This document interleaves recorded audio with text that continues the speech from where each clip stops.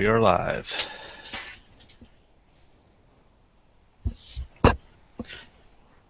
We're in the pink room where it's always pink in the middle.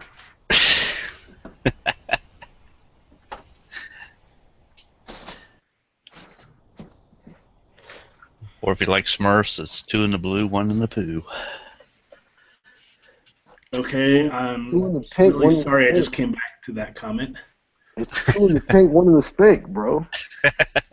You never heard that one? Oh yeah, I was making a Smurf joke though. Okay. That's how Gert got his girl pregnant. Yeah, true story.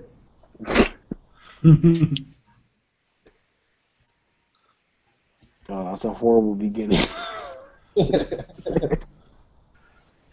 SB. You know you were conceived after anal sex. Well, speaking of which, congratulations, Gert. On what, the anal sex?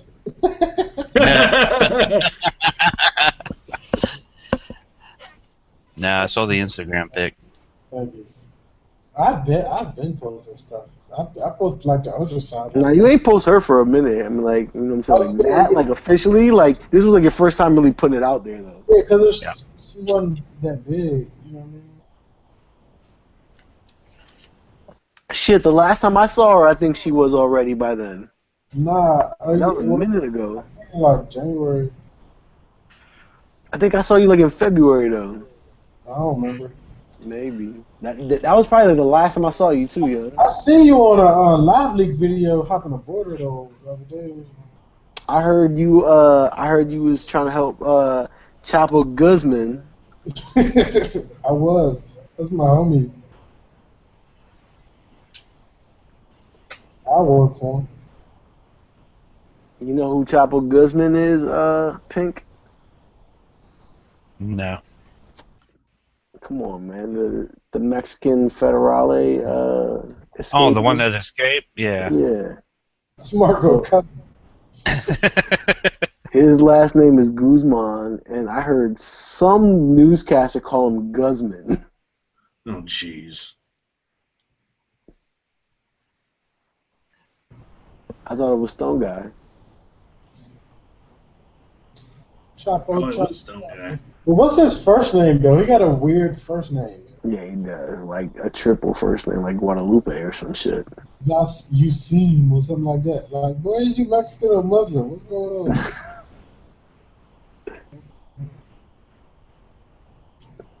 He probably converted in prison. Hey, Pink. Yeah. So I know you're an FN dude, right? Yeah. And your daughter shoot. Yeah. What is? Does she only shoot FNs? Because you only have FNs, or does she have a preference yet?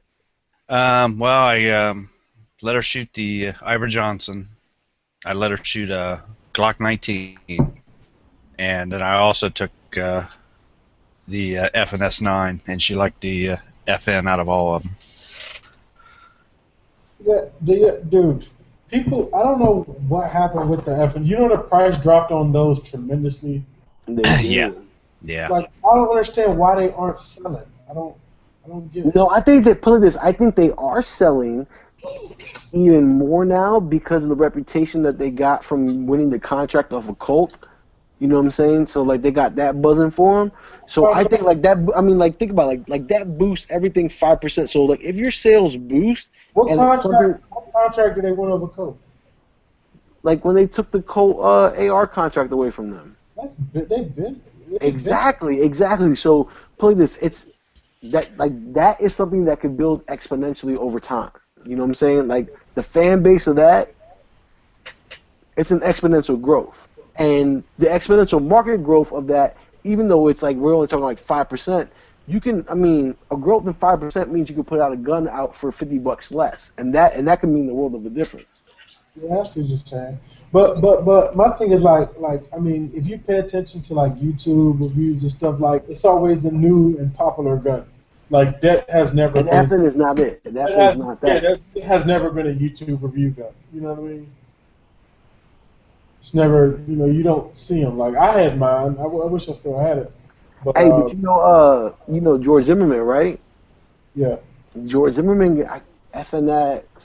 It's either FNX or an FNS. Which one's the least fancier one? The X or the S?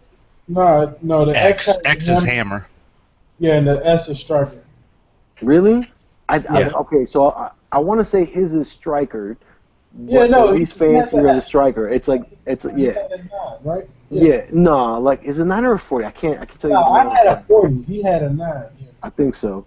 But that joint, all right. So like, if you hold that joint out one-handed, like like as if you're about to shoot it, and you grab it by the slide on the sides of the fucking rear sight, you can jiggle that shit, and that shit can do the Macarena on the slide. Like the slide to the slide to the frame fit is ridiculously sloppy on that joint. It don't fuck up though. It'll shoot. It'll shoot, guarantee every time.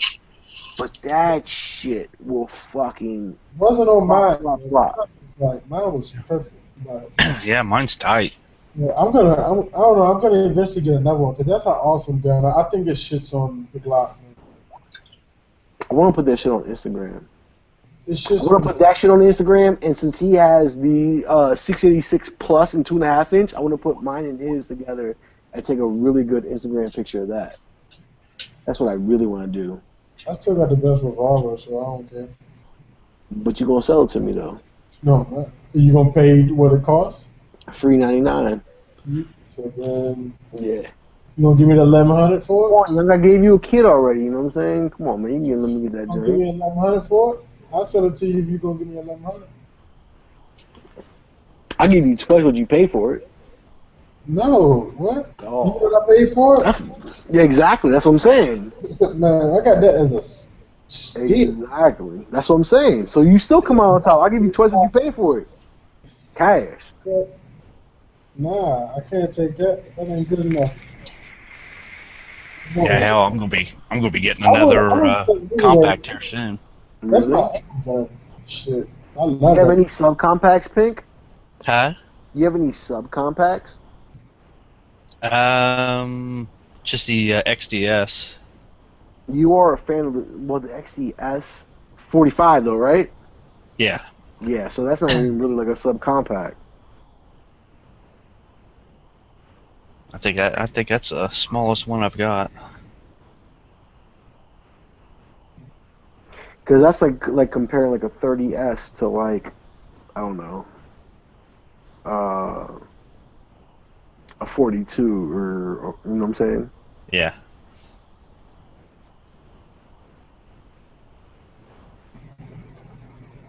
Yeah, I gotta get another compact for that new holster that's coming. I'm not gonna lie. I've been looking at like our RMR guns for a while, and I think the coolest looking RMR is a subcompact versus like a long. You know what I'm saying? Like a long slide, you just look like a try-hard like ballistic shooter. A Glock like 26 or 27 with an RMR. Nasty. And what? With an extendo sticking out of it, bro, you can't lose. You can't lose. Man. Guaranteed to win the gunfight for sure. I'm gonna get it. I'm gonna get a baby Glock and put an RMR on it. I got a baby Glock. I'm thinking about going that route. I'm thinking about just buying like a Wolf slide, because that way like I don't have to buy a whole nother gun. I can just buy just the Wolf slide, and Already cut for it. yeah, you know what I'm saying. And then just buy the RMR. So like the Wolf slide costs you what, like $120, $150, and then the RMR like you get a nasty joint for like under like I don't know like around $350. A nasty joint. Which RMR are you going with? I don't know. I mean, I haven't looked that far into it. I mean, it's just a pipe dream now. I still need my 9mm barrel first. I'm getting that next weekend. Like when I go see Gert, I'm gonna go get that joint first. I'm getting my barrel first, and then based upon then, I need magazines. I need my 10 stack of Glock extendos, and then I'll worry about everything else. I can't fuck with it until then. Calling me on Hangouts. Come on, man. What the... Oh my God! Broke my phone. Who's that? Mangoes? No, man. Some random fucking people. you know how you on the Hangouts app, you can hit like a chat button and it calls everybody back. That's what they're doing. It's killing me, man.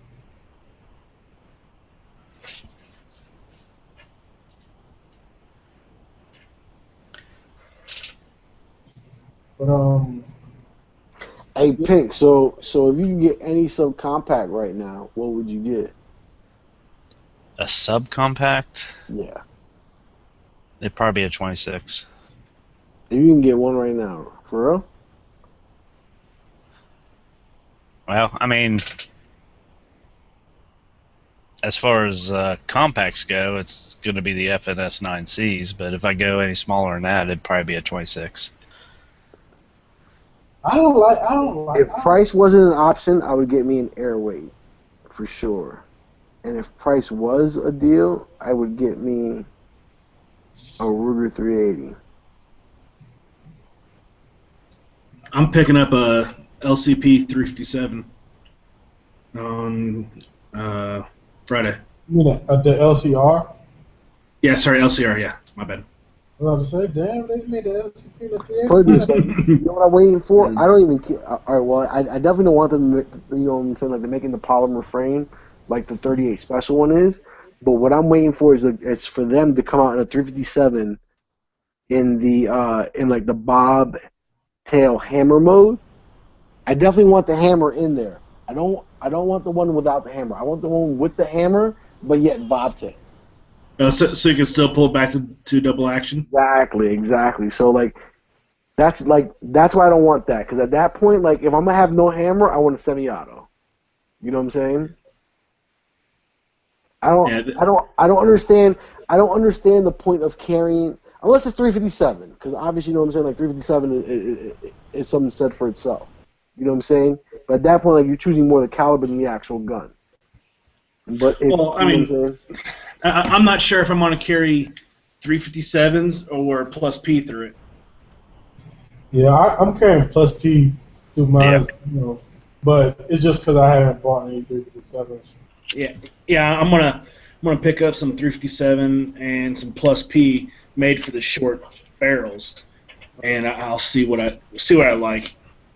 Well, that's his true joy out of something like that, is that you have the option to pick up, oh, well, I feel like doing 38Ps. I feel like doing plus P. I feel like doing 3D7. But I don't know. Like I just think, like the actual manual of arms of the gun itself.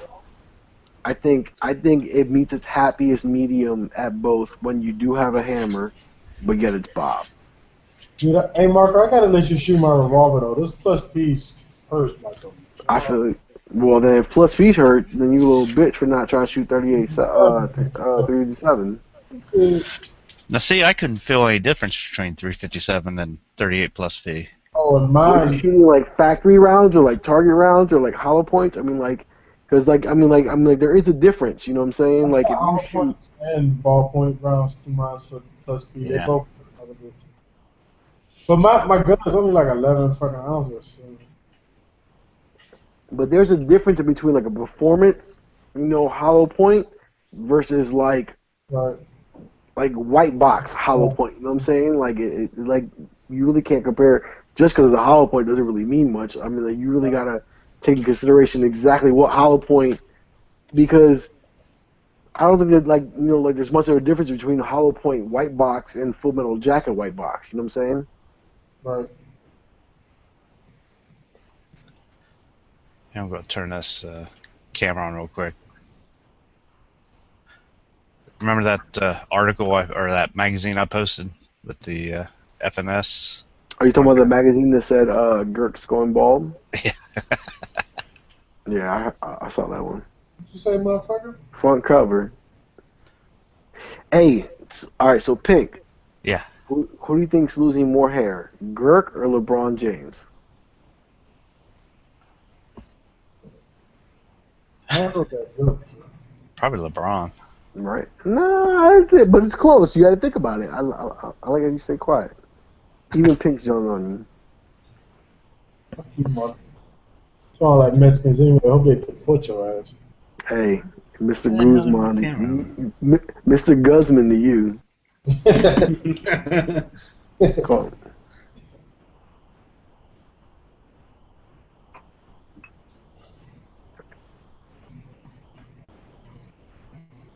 How my damn camera's not even working now.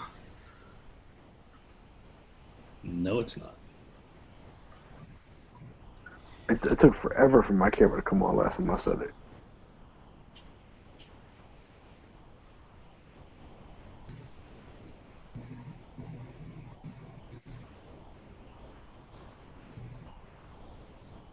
Well, there it went black screen. What you mean, black? Well, there it went off again. But in that article, they had a picture of the FN40C taken apart, and on the magazine, it has written on there 40 Smith & Wesson, but it's also written on there 357 SIG. I'm surprised you, someone who sweats FNN, and someone who's an old fogey wannabe like PBR Street Fighter don't have. Whoa! What the fuck? I just No. got here. Yeah, exactly. I just saw you come in, so I'm gonna start talking shit. But so someone like someone like Pink Panther, who's an FNM hype boy, and then you got PBR Street Fighter, who's like he wants to be your grandpa, but he's technically kind of young. Don't have an FNN 45 tactical. I do. Oh, yes, you do. You do. I've got a PS90. I want one of them so bad, dude. The fuck? What he needs next is a scar. Yeah, I know. I gotta save up for that. Dude, I got plenty of plastic guns. What are you fucking talking about? I'm not talking about plastic guns, but no, I'm saying like you have an appreciation more than probably any of us for the old guns. I guess. Yeah, right? So that's what I'm saying. Like you're like the grandpa that's not a grandpa. Yeah, but all my fucking like worst sick possible scenario shit. Yeah. Okay. So what? But I got plenty of Glocks. I'm just not gonna sit here and talk about them because they're fucking boring. They're a tool. Yeah. What are you talking about? They're boring. I got a gray one. It's exciting as shit. Well, navy gray's blue. new, and I can't stop looking at it. So maybe but where is the news feed on the thing? They moved it. You did just get that fucking gray one. I seen the fucking video. You got a gray. That shit's blue. Didn't you get it like a 42 or something that was gray or brown or something like that too? Right? Looks blue in some lights, but It's like Dodger blue. Dude, I like it, man. Blue gray, that's fucking awesome. Man. Fucking, I wish I was. Dude, I would. Oh, Dude, man. if I could do it all over again, I would just color code my Glocks. 9mm all gray. Fucking 40 all green. Fucking 45 all, I don't know. Oh, so listen, hey, chocolate or whatever. Moon, did you see that picture that I added you at? I can't even find it anymore. which one? Did it have boobs in it? No. Close enough though. It was a snub-nosed Smith & Wesson revolver. Okay, maybe it was a Smith & Wesson. So just imagine a revolver where the frame and the barrel were desert tan, and with the green grips. With the green grips, green barrel, green cylinder, and green cylinder release. Yeah, I saw that. That was fucking sick. That color, and I hate anything due to a brown, but that color combo between green and brown on a revolver and just mismatching like that, fucking sick. It was awesome. Awesome when I saw that. I got a shop near me that does revolvers like that. They actually got a few in the case with the tan. Well, I mean, like you technically don't have to do revolvers like that. It's just a matter of taking it apart, saying to someone like fucking, well, I mean, like, okay, yes, like you laugh at me, but I mean, like, it depends. I'm not laughing at you. I'm laughing at something else. Okay. Well, I mean, like, it really depends, like, what you want, like, the revolver to come out as. But I mean, you can probably, I mean, like, if you could take apart a revolver like Yankee can, and just ship all the parts to someone like Tactical Six String and be like, here, paint this, like that color, you can get some shit like that done and built. I Cerakoted my LCR. I didn't take any pictures though, 'cause it's not that exciting. But I would probably I would hydro dip. Why? It's just 380 Ruger. What color did you say? Burnt bronze? no, it's like this black blue color that like I can't get it to show up on camera very well, but when sunlight hits it, you can see the blue, but regularly it just looks black. Hey, listen, if you ever want to bronze your slides for free, just stick it up your ass and you'll be alright. What the fuck? And it comes out for a bronze. Alright. Bronze is a fucking amazing color. Marco's a hater. Bronze is, I'm trying to make my gun stick out, and look at this cool color that it came out. Six String's gonna come in here and whoop your freaking ass, man. Six String ain't gonna do goddamn thing because he chats like once a month now. The Durcoat and the Durcoat? Or just the Durcoat? He does one. I don't know which one he does though. If he does one, then it's the Durcoat. But I didn't know that I don't know they make. Did they make burn bars for Durcoat? I don't know. Yeah, they make Probably. something like that. They make everything. Yeah, because that's what Six used on his XD and one of his pistols. What they Durcoat. don't make is that Bronze grow your Durcoat. hair in color. Yeah, I do have a subcompact, Marco. It's at SIG 938. You're an asshole for forgetting about it for like an hour. Be like, oh yeah, I forgot about my 20th gun that I. You do own a gun. The one that I was trying to sell like 3 years ago and still haven't sold. And The 20th gun is always the hardest to remember. I know. Dude, I have to go to my list. Actually, to see how many fucking 2030. guns I own. I have to. Let me pull up my Excel spreadsheet to tell you which gun I hate the most. Exactly. Sorry, Marco, we Row can't- 8, tab F is the gun that I hate the most. I think Marco is like hasn't got laid in a while. That's why he's got his like tits in a twist right now. I don't even see Marco's video. Hey, so is the Bulldog round like the Viagra bullet of everything? What is the Bulldog round? Oh, you're lame. I know. What is it? I haven't seen this. It's the blue tip of the polymer, like where it smudges out. Like it doesn't pedal, which is what makes it whack, but it smudges out. You know what I'm saying? Like instead of pedaling out, it smudges out. Send me a link to this. It's old. It's lame. Nobody uses it. What are you talking about it for? Keep your mouth closed. No, I don't think it's called Bulldog. I think it's called Guard Dog. Bulldog, Guard Dog. Oh, I know Something about like it. that. I know. Okay. Yeah.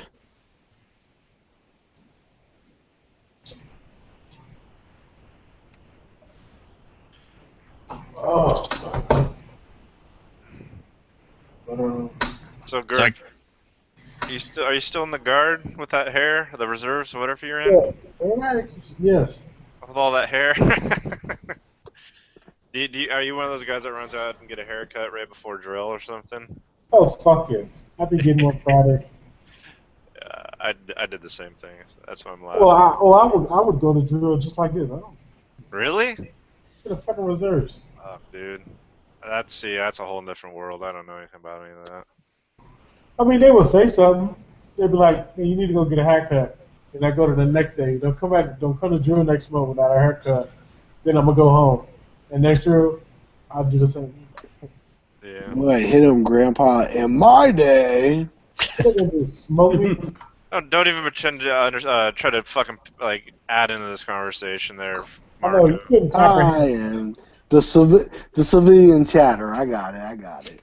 Yeah, but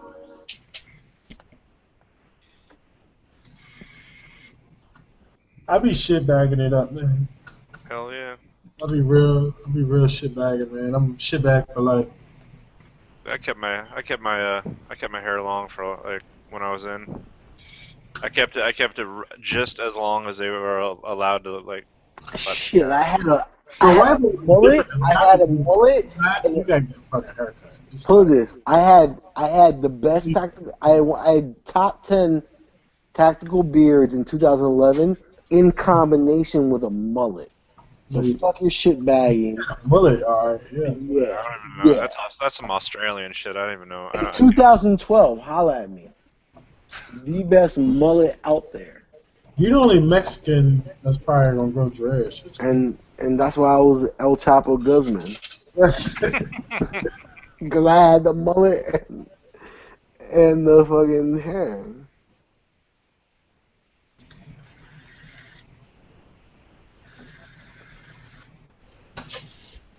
Chapo, Chapo, Chapo.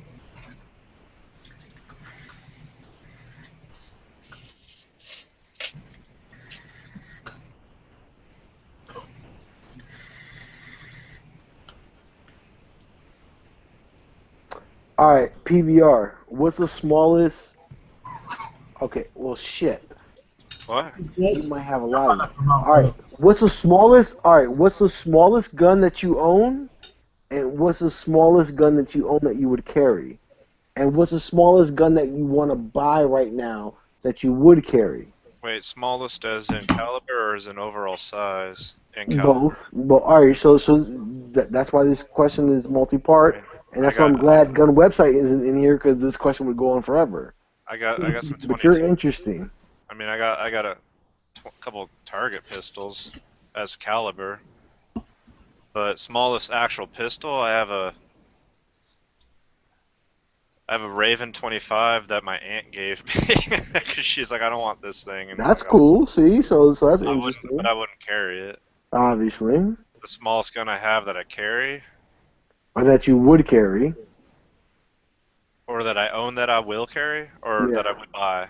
Both. I'm gonna buy a Seacamp 32 here pretty soon once I get the money together. Seacamp or Mustang? Because all right, so never mind. Like later question. Later question. Remind me. But what would you carry that Seacamp? Yeah. Why wouldn't I? Was it 380? You said? No, it's a 32. I wouldn't just carry that though. Let's make this clear. I wouldn't carry a 32. I would. Oh shit. Well, like I mean, all right. So I don't know shit about ballistics, but I would definitely say 380 over 32. If I had to guess, and I've never seen a 32 ballistic. I'm not. I mean, it's a Seacamp. It's a tiny fucking pistol, and I'd rather have less recoil. But you'll never find another bullet to replace it, though. I've never seen a 30. I've seen a 32 bullet when I go to like these hillbilly gun shows out in the West, and I really have to make an effort just to get there. You know what I'm saying? You can get 32 all day long. It's not. I'm just saying, like, in a very small, like I want pocket, and I mean pocket pistol. Like 380 doesn't mean shit to me. Like 32 is just is enough. I don't see a benefit in 380 in that size. Like I would see it if it was like a Glock. What's Glock the 40. average grain weight of a 32? Fuck, I don't know. But let me just say though, like out of like what, a 2-inch barrel, how much, like what are you really getting in a 380 that you're not going to get in a 32? Well, in a 2-inch barrel, I can get a 500 Smith & Wesson. So. What? Okay, I'm talking okay. You asked me what I'm going to buy the smallest one that I'm going to buy that I'll carry it's going to be a Seacamp 32, but I'm carrying it in addition to the pistol that I'm carrying during the summer. No, okay, no. So what's the smallest caliber you would carry if it's your only thing that you carry in like swimming trunks, like you're swimming with sharks? It's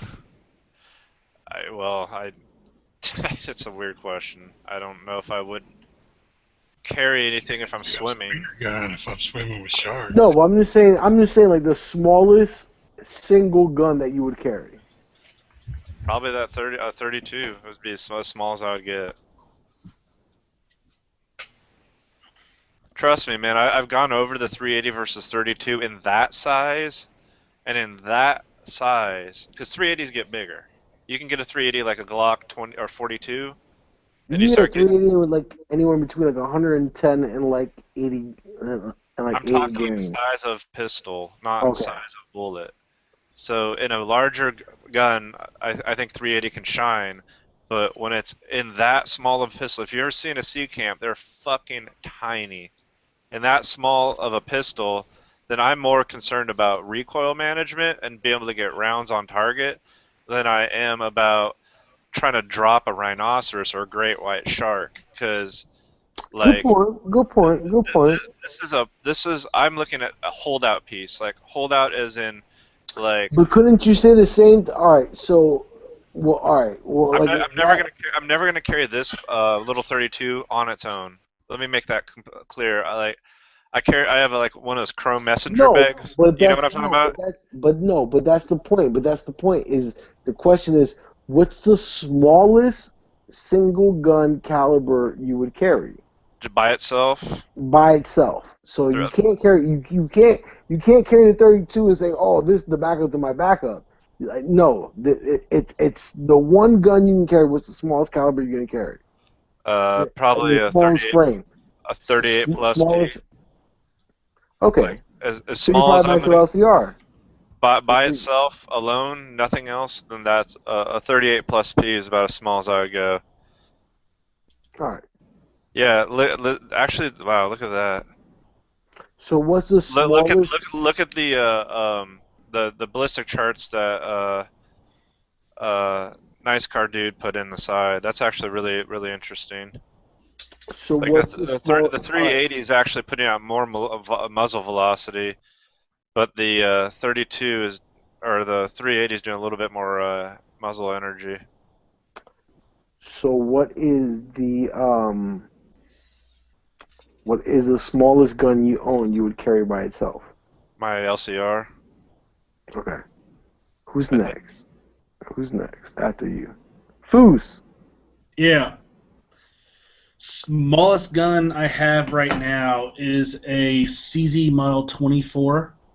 It shoots 32. I do not carry it. Smallest gun right now I carry is a Smith & Wesson M&P 9C, and I'm about to get LCR 357. And I'll carry that.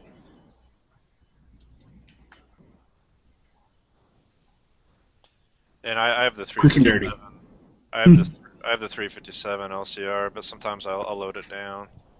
Yeah, I'm gonna get some 357 and then some 38 plus P. I gotta do a little bit of research and see what rounds are made for that real short barrel, and I'll get those. And then Does the Ruger 357 have the hammer or no hammer? no hammer. No hammer. And they don't make a model with the Bob hammer. Correct, because it's That's- not a that's what I traditional want. strike. I mean, it's not a traditional hammer style. Dude, the trust I me, don't even man. want it with I don't want it with the full hammer. I want like a 357 LCR X. That's what I want. You know, like the combo of the two, where it does have a hammer, but yet the hammer is Bob. You know what I'm saying? Yeah, but with that, because I'm going to pocket carry mine, I don't want lint or anything to get into that area. Yeah, and honestly, the trigger on the LCR is nice. We'll put it like this: like if it costs you like $50 to get that shit cleaned out for a week, and oh my god, for a week I have to carry my 26, and oh my god, my manual of arms is out of whack for a week. I'm not that mad. You know what I'm saying? I can A week out of the year. I can You know make what I'm one. saying? I can put 5 rounds in one hole with the LCR double action. Like At what distance? I mean, not far, but Like 5 yards? I guarantee you, Fu, like with your handgun shooting skills, once you get used to staging that LCR trigger, you're gonna be able to do the same thing because that trigger is nice. You just got to get used to staging it. Yeah, well, what I'm going to do, this LCR, I'm thinking is going to end up in my left pocket since I carry on my 3 o'clock. So I'm probably not going to shoot this much with my dominant hand. It's probably going to be weak hand only. But let me That's ask how I you wanna- this: if you had to take a precision shot at like 10 yards, wouldn't you rather stage it into single stage? Well, no. Like how not? I mean, like if you had that option, Right. Hold on. I'm pulling a Yankee. I'm pulling a Yankee here. And I'm Staging calling myself out. I'm calling myself out. I'm calling a Yankee. Staging a trigger in a double action revolver means you aim, you pull the trigger in till you like either you feel, or from one way or another, you feel like it get to the point where the trigger everything's loaded, The wall. you hit right before the wall and you stop.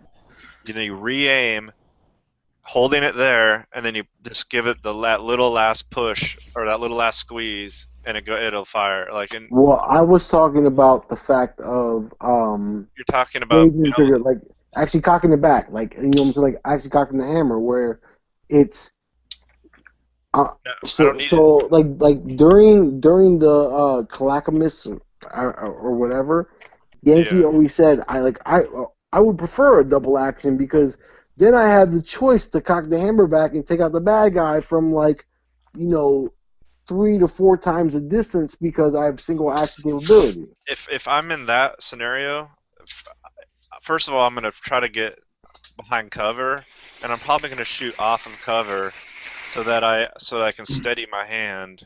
I mean, if I'm trying to do some fucking crazy sniper shot, then I'm gonna try to get But 20 yards, but 20 yards from an active shooter in a 2 Then I'm gonna have inch my barrel. semi-auto. I'm gonna have my M3C. You don't have that choice to call in the scenario. You Okay. don't have it. Yeah. But My LCR is gonna be my Oh, backup. well, I'm gonna have my AR-15. I'm gonna No, it's gonna one no. to 4 zoom. Come My on. LCR is gonna be my backup gun, on my other hip, on my right hip. He said the only thing you're carrying is the smallest pistol you're willing to Oh, okay. And what I'm saying is, if I'm in that scenario, I'm not going to be standing out there like, hey, look at me, I'm just fucking taking aim on you. I'll like get behind a pillar or something. You might, but the average citizen. So, all right, you know what I'm saying? Like, we're not trying to play. I mean, like, I'm not trying to call you out, but I mean, but you are a service member, and if I'm not corrected, you've done If done private contracting at that. So let me leave put it at this that. way. Like, Hold on. Let me put it this way. your particular specialty does not apply. If you're carrying a double action only revolver and you haven't mastered the trigger on a double action revolver, and that is staging the trigger. You have to learn how to stage the trigger if you want to get good, accurate shots. Unless you are one of those people that, I don't know, maybe you don't have to. Maybe you have like super fingers that can just pull that 10-pound trigger or whatever all the way through and make one ragged hole. But I have to stage the trigger. And if you're also not practicing reloading a revolver, then you're putting yourself at risk because you're gonna miss and then you're not gonna be able to reload. You see what I'm saying? Quick question. Different battery of arms that you need to practice with in order to be proficient and therefore be safe and be able to protect yourself and your loved ones. I mean, it's a different weapon system. You have to practice. I think your difference in between practice and train is totally different because there are a lot of motherfuckers that practice. Okay, well, I'm saying very few people that train. Like, I'm not even front because, like, myself, I practice. I don't fucking train. All right. Well, practice, train. To me, no. Like, it's not. It's very subjective. It is very subjective. To me, practice and training are almost one and the same. The only difference between training is it would be like with an instructor. Practicing is practicing what you've been trained to do. All right. But if you've never been trained, your level of practice or like your conception of what is practice is different. Battery of arms. You can't just be like, here, Eastern Bloc soldier who only shot an AK your entire freaking life. Here's an AR-15, or here's a SCAR heavy. Go to town. That's like, why would you like? Same with like here person who's only had semi-automatic pistols. Here's a revolver. Like, good luck. It doesn't make sense. Like, if you start carrying an LCR and all you're used to are Glocks and CZs, you need to practice and master the battery of arms for that particular weapon system. Otherwise, you're not doing yourself any good. That's what I'm saying.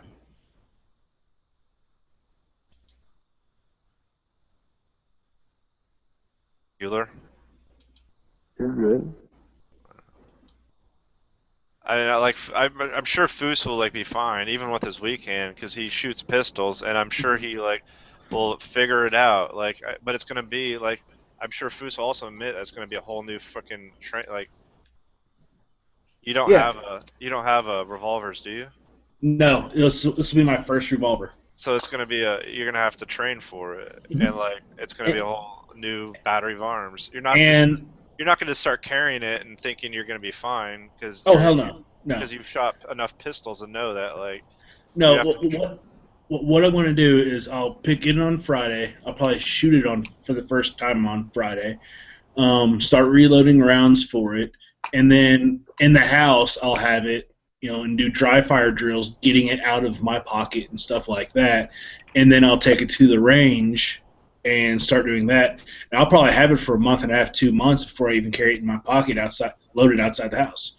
I'll try to find there's a couple good videos that talk about different reloading techniques, and that I'll try to link to you. There's a way that so you're in left hand. If you're in the left hand, it's gonna be weird. Well, yeah, I'm gonna shoot left hand, so I'm gonna, yeah. No, there's a video. There's a dude that has he shows how to reload a snub nose from the left hand. Okay. And there's a couple cool things. And get yourself some speed strips. I have 2 on order. All right, cool. And yeah, the state. I don't. Yeah. Well, when you get the pistol, hit me up and I'll tell you some of the things that I figured out over time, because I've had mine for a while. Yeah, and I think it's you that doesn't like big dots, but I am going to get a big dot for it. The only reason I didn't like it is I shot one with a big dot and it was shooting. I can't remember if it was shooting really high or really low. Okay. But it wasn't. You had to cut the big dot in half to get rounds on target, and I thought that was kind of weird. Because it's got really low channel sights, and the big dot was like too tall. I think it was. Okay.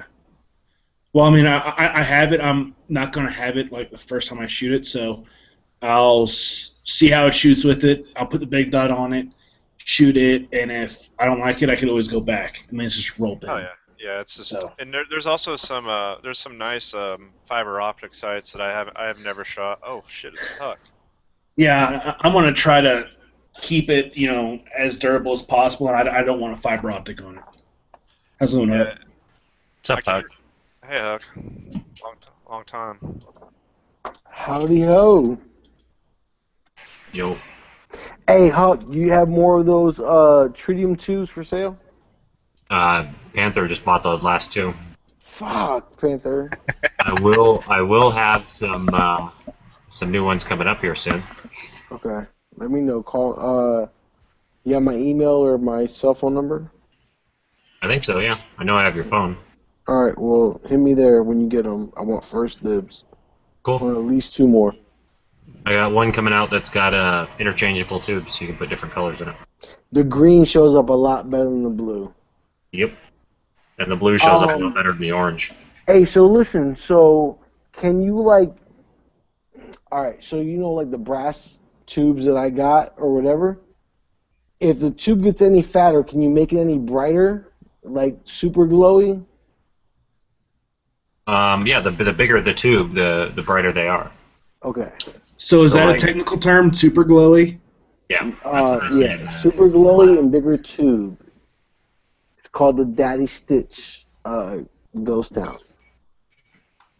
But can you? All right. So yeah. So you can get them even brighter if I want them bigger, technically.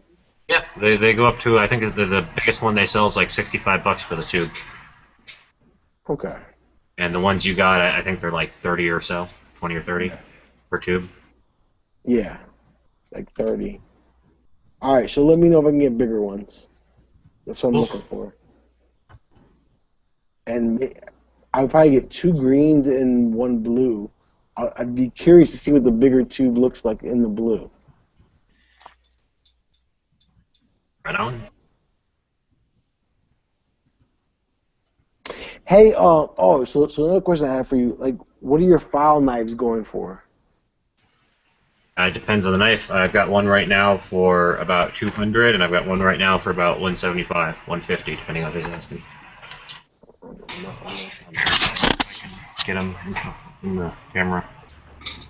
Am I showing up there? No. Oh, there you go. I don't have much of a light in here, so you have to bear with me. Pink. But yeah, I have a smaller fighting knife right now. Like, not really a fighting knife, it's still pretty much a bushcraft knife. But this guy, it's got a reverse grind on the back. If we get it to focus. Do your fighting knives go for any less? Yeah, this one's about, I can probably do 150 on this one.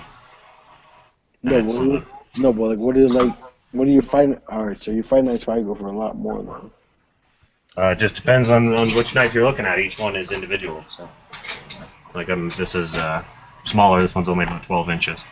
It's got the blue and black G10. Kind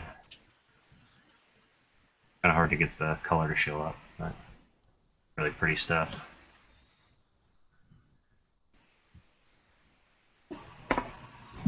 And then this one's 14 overall. More of a 14 overall. Yeah. Wow. Yeah, that's a nice one. Yeah, for some reason, I'm not getting a lot of hits on this one. I don't know what it is. Whether it's the type of grind I put on it, or the handle, or what. Super comfortable, super nice. If I had the money, I'd buy it right now. You have a lot of file knives, man. I need one. Definitely need one.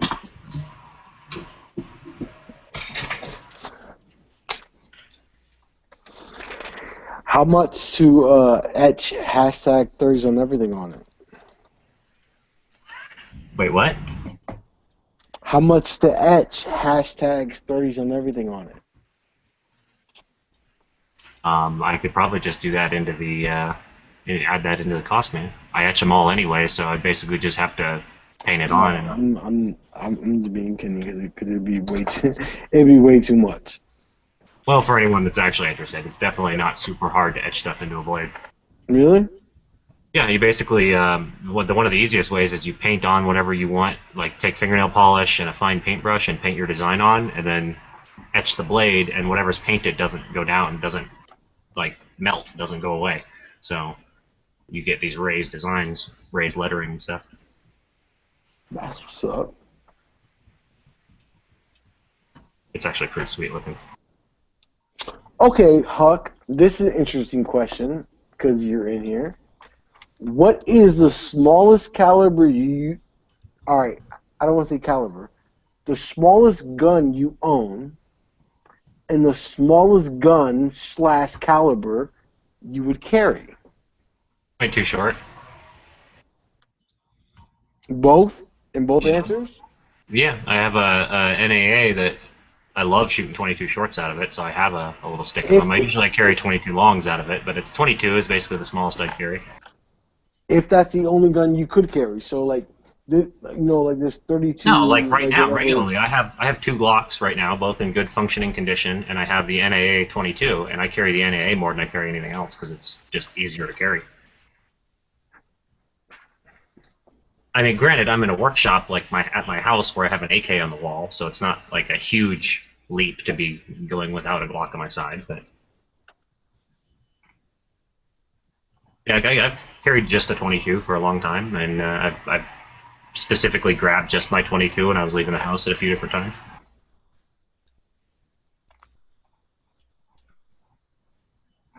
I wouldn't carry a 25 unless I got a really nice one, like a really nice one.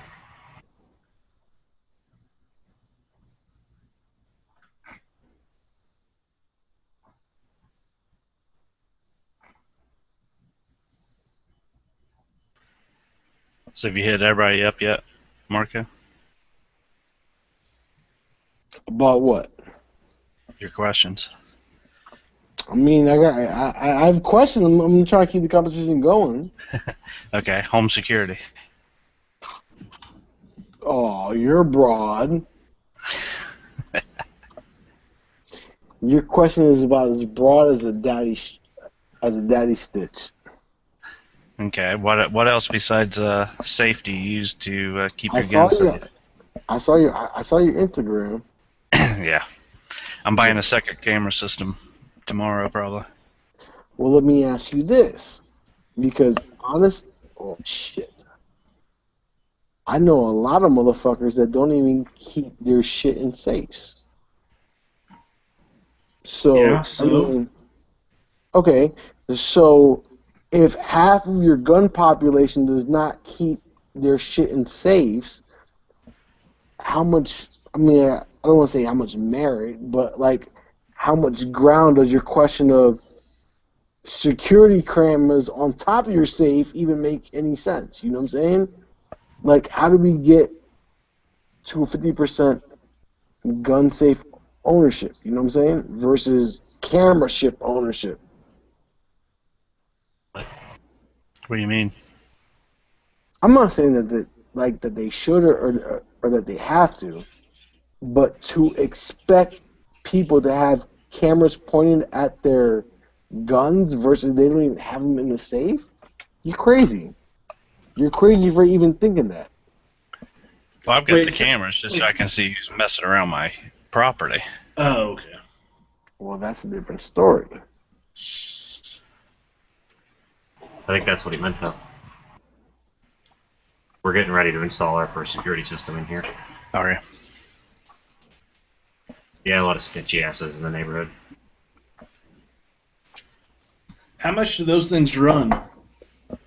You can get them starting at like $100. You can get just a camera that hooks up to a TV or a computer for like $40 and has night vision and stuff. But then they just go up from there.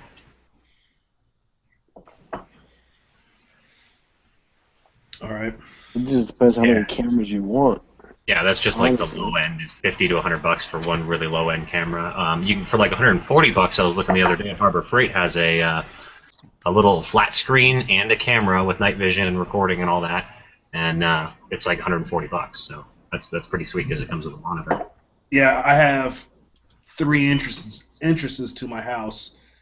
One, front porch, back, but the front, I could probably cover the garage and my front porch with one camera, though. Are you guys seeing my screen share? It's black. Man, what is wrong with my system? Is it an ID10 tier? Let me see if my bandwidth. And I'm typing that out in the internal in case you didn't get that.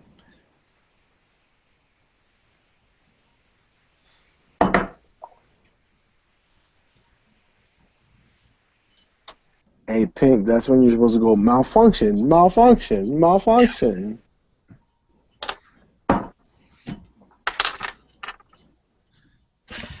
But here's the page I was going to show.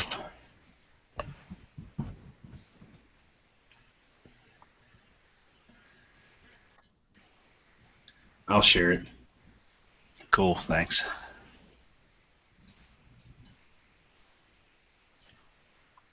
Well, that's if my hotel internet. Hey, Foos, I put a video on the side for you. All right. So you're just doing this one right here? But no, the 249. Never mind. There you are. Which one were you looking at? The 8-channel with the 4 cameras is the one I've already got. Yep. And then the one to the left is the one I'm going up to buy tomorrow with 2 additional cameras.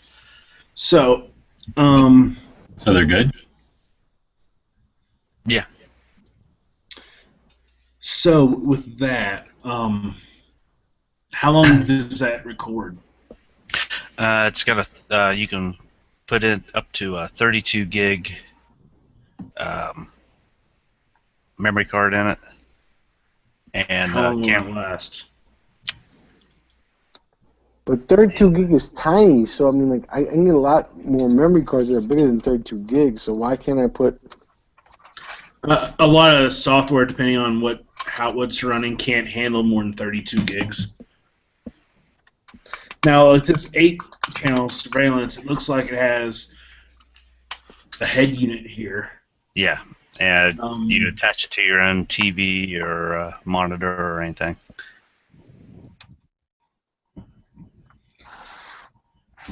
And then that records as well? Yeah, that one has a That's 500 gigabyte. yeah, and you can have it set up for motion. Okay, or Yeah. manual, or scheduled. That's kind of cool. The other one is motion sensor too, and it's also got a microphone and speaker built into the cameras. Motion sensor is useless against one of those human statues or a mine. Or something that moves extremely slow. But I'm getting that a second unit. That way I can put some cameras on my neighbors. It's also House used against the color pink. I think it's kind of creepy to buy a whole set of wireless cameras so you can spy on your neighbor's house. Now, are these they're pretty wireless? good neighbors. The first Are unit, these wireless? Or? the first unit that is that it? Yeah, the first know unit is these wired. Those are the 8-channel surveillance is wired. Yeah, I don't want to put any more cables That through my goes house. to your smartphone so you can just watch a constant feed of what those cameras are seeing. Yes. Yeah, both of those units you can watch on smartphones. I think that all gun owners should have to have those and then pointed at their guns, and then they should have to monitor their guns 24/7. That's what I was saying. To make it law. So this one, 4 channels, so it should be able to hold up to 4 cameras, right? Right. Yeah. Yeah, I'm getting 2 extra cameras with it. Yeah, I just put it on motion sensitive. What if we ran this whole every second matters as an anti-gun propaganda? And it just fooled everybody. It'd be over.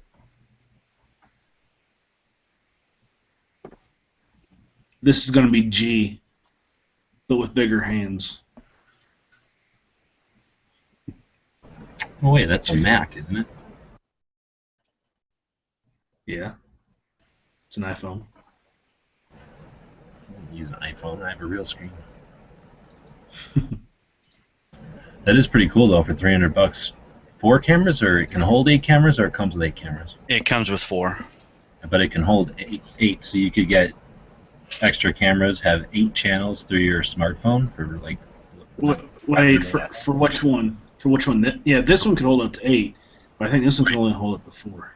Yeah. Wireless. I'm down with the hardwired. Okay. It's probably just Cat 5. That's pretty. Let's see. Well, if my camera worked, I'd show you the wires. Yeah, click the second picture. Oh no, they're No, they're the. that's kind of weird then. That'd be kind of annoying. The one is the red one is power, and the other one is the camera. Okay. Well, you could probably splice into those if they're not long enough. Camera chats. Well, I mean that seems pretty long. Whatever. What However we're really long talking that is. about is firearm security. Yeah, Camera chats is way better than cat chats. I know. G-Webs just wants to look at his guns. It's not about security. It's just about looking at them. Damn straight. If Looking you at them in infrared. You're touching them, then that's the same as making sure that they're safe, right? Yeah. Why don't they make the front doors the safes out of like safety glass so that you can see right in there?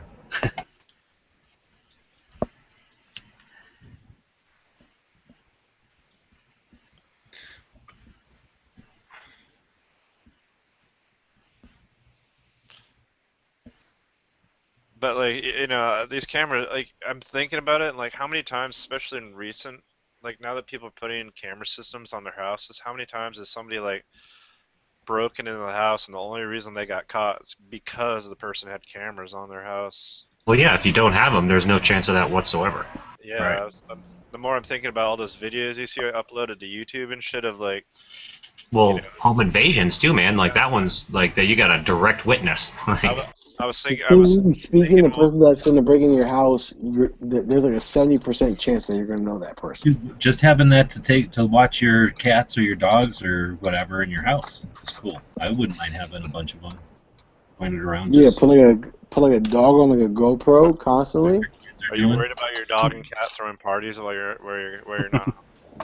No, but if Well, I mean, like if you had court type of knock cats, over yeah. the water thing or they fucking catch something on fire, they're always smoking. You don't know. On your sofa. Well, the cork's away, the cats will play. They're always on the Wi-Fi. All I'm saying is I think it's cool that you can, for $300-ish bucks, have a Less than that. Wi-Fi in your house on your smartphone. And that's only going to get cheaper. So, I mean, think about it. Like 4 cameras is kind of expensive. You're saying this is not the good old days of wireless smartphone camera technology. It's the good old days of Instagram because we're about to hit 10,000 followers. What if you got 4 of these cameras and then 4 Periscope accounts and then just ran 24/7 Periscope? Who knows what... Only you know what Periscope is. Whatever, Kirk knows all about it. Enlightus, what's Periscope? Yeah, but Girk is also losing his hair, so what does that say about you? Whoa. Do you remember QIX? Quick? It was like a live stream thing. Periscope is just that without the text messaging and without it saves a little bit differently, and it's owned by Twitter, so it's not better, it's just different, and it's a Twitter application, so it only tells people on Twitter and on it that you're on there. So it's sort of a weird live streaming thing that only is live streaming. Like, that's it. So it's very like when you're on, and then when you're off. So basically, have different, each camera go to that, and you subscribe to those, and don't let anyone else to subscribe to them. Gotcha. It might be neat to just set those up like at a place of business or something. Just like they used to have webcams, remember? Mm-hmm. I don't know, back in the day, and you could move them around and see what was going on the street, or they'd have them on flagpoles all the time. I just think that'd be cool. What's going on at the gun shop? You could just have like cameras pointed at the consignment desk of the gun shop, so that as soon as somebody comes in with a consignment, there's like a bunch of people lining up and watching on the Periscope. How much is that one going to be? That'd be funny. Until your rival gets a webcam and sticks it right in front of your webcam, so all you can see is the back of his webcam looking at the consignment desk. That is when you take and you put a little 22 short on your webcam and shoot his. Because you don't want to be dangerous. We're gonna have to have chats just on how to arm your webcam. Yep. Did you see the videos I put in the side foos? I grabbed them and tagged them for later. Yeah, definitely watch them. They're both good.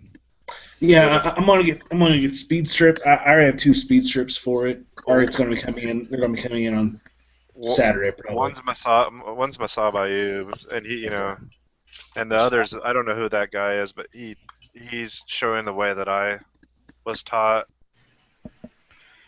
Yeah. But I'm right-handed, so if you're doing it from the left hand, it's gonna be wonky as hell, man. Yeah, I mean, it's the reason I want to do it.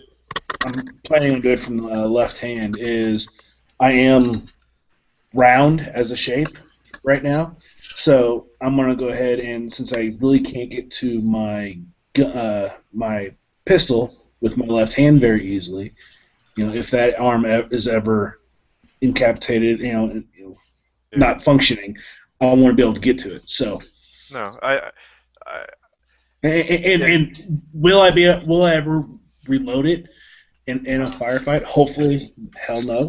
But there's no reason since you are right-handed that you just can't reload right-handed and shoot left-handed. Right. Exactly. Well, in that case, the second video that's basically how I was taught to reload my little snub nose, and it works really good. But I'm also shooting strong hand, and I'm not shooting weak-handed. So the trick is to buy 2 of them So when your first one runs out, you throw it and grab your next revolver. Oh, what I is Moon? forgot New Moon York in the reload. chat. I So- forgot. Well, the revolver Moon is in going to the be my chat. secondary gun, so So what Well, is I'm you gonna need a have third my- secondary.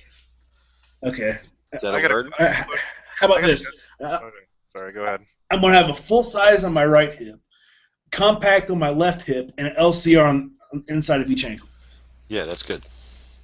That's exactly And then where you want to at be. winter, and then the winter, I'll have a little 22 short coming out of each sleeve. There you go. What- That's what I'm talking about. I got a question about gun channels. Why does Moon Food have a little like the fat kid that got last place like badge on his name now? Is that So what you were talking about earlier? Like award of excellence. I thought it was just like everybody gets a badge. Participation merit badge. Yeah, I'm just mad because I didn't get one. What are you talking? I was just trying to figure out if that's what it was. Probably. You got to be willing to carry like 9 guns at once, and you get a badge. Is that what that's for? I We thought should it was. have an arsenal owner badge. That'll separate Oh shit! I thought. Oh, there's The what badge? an arsenal owner badge, 50 plus. That'll separate the arsenal owners from the. Why carry 9 guns when you I just got, like, carry like 25 to go. 430s? When you can just Halfway carry like there. 430s and you'll be the equivalent of like 10 guns. Shit, I don't got a badge. It's You fucked can. up. You can be like Marco I and do. put 30s I in a do. garter belt. That's fucked up, man. I see it as I see how it is. Gun channels. They'll be mad because you need suspenders and a garter belt to carry 100 rounds. Garter belt. And suspenders. Garter belt. Do you know what a Special garter? tearaway Do you pants. know what a garter belt is? I'm assuming you have sex with women, so I'm gonna guess you should. I have sex with women. Hold your stockings up. You know what a faja is? A garter belt. What the fuck, dude? Who uses Yeah, a so what garter? is that? Somebody gave me one of those. I don't know what that means. Someone gave me a badge or something. Right. Well, Well, Or elected me for something. if you're carrying a 1911, the only way you have enough space to carry 100 rounds is if you have a garter belt. Dude, a garter belt is something you wear around your thigh, dude. I know, but I'm sizing it. Because you can't carry like 30 magazines on your fucking waist. So you need extra real estate. Why does That's my the joke. why does my mind feel dirty whenever I try to get in the mind of Marco? I just feel wrong. Just think long and round, Ugh. and you'll think 30s on everything. All right, so I've been playing around with some new software, and I needed to get this credit system, which is the link that says credits in it. Yeah, I'm looking at it. It's a non-valued credit system like you've seen on other social systems like this. You know, it's a way to keep people interested in the website and a way to accrue points or credits or whatever they're called as you do stuff and as you participate. So let's say you post a picture, that's going to be worth a certain amount of points. Let's say you post a lobby chat, a certain amount of points. These points will accumulate, and I need that for a project I've got on the long-term side of gun channels, right?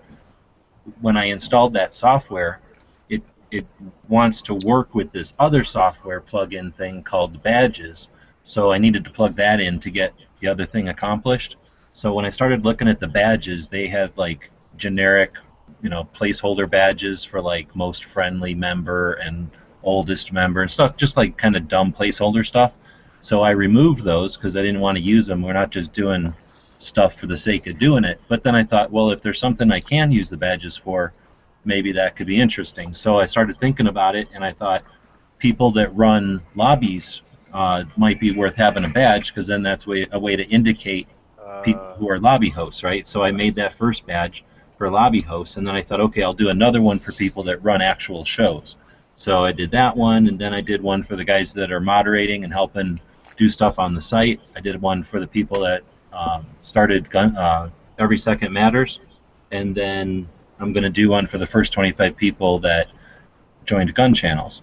And that's just a way to thank those first 25 people for all the hassle and bother that there was when we first built the thing. So I can put in as many badges as we might want. I don't want to make it annoying, but we will add more badges. So that's the badges part of it. How do you know? That's why Moon has one, and you might not. It's probably because Moon is constantly hosting lobbies, so I threw a lobby host one on him. He might also have one because of something else. I don't know. You know who the first 25 people are that join gun channels? I will, because I can go back to the member list and just they're in order, so I'll be able to figure it out. Should it worry me that Foos is the richest person in gun channels? Okay. No. Even though these things have no money, they have no value, you can. There's a way to purchase them, and Foos helped test the system by purchasing some. So Plus, Foos he also hosts chats. He's also a show host and other stuff. So he ended up getting a bunch just because they accumulated, because he participates in shit. Foos is You the see, I spammed my way into second place. Foos is Mr. Universal though. He's the Donald Trump of gun channels. Can I get one badge for every picture like that I repost on gun channels? Come on.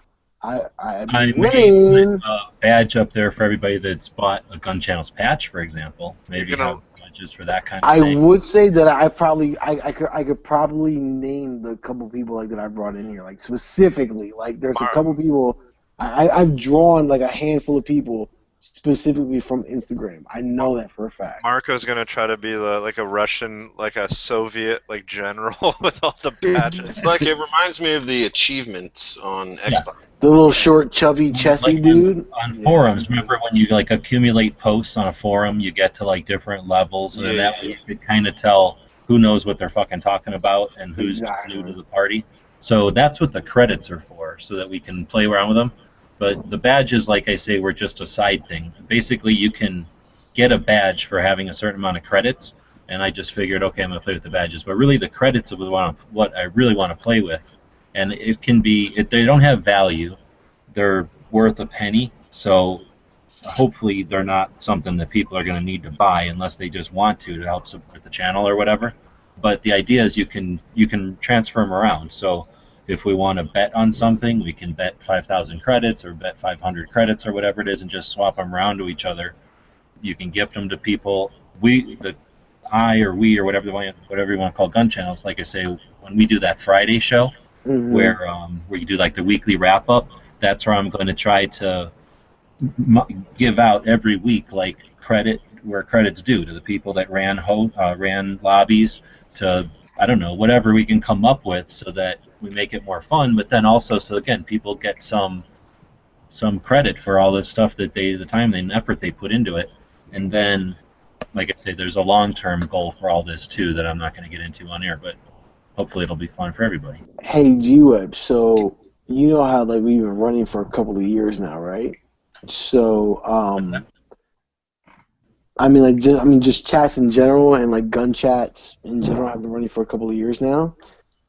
I saw an interesting kind of game fact though for a TV show. It was maybe a total of 10 questions, but they've been running for like 10 or 12 years on a TV show. And their question was, what happened first? And you'd have to give two scenarios. Like, who snored first on TV, me or Edge? We all know the answer to that, right? Edge. Right? Come on. I win. Right? So, I don't follow. So it's like, what happened first live on a chat? Oh, you're saying like some sort of live chat trivia? Yeah, like Bob's heart attack or somebody else's meltdown, you know, or some sort of Artist and Tony's meltdown. You know what I'm saying? Like some shit like that. I don't know. Like what happened first? Think of something.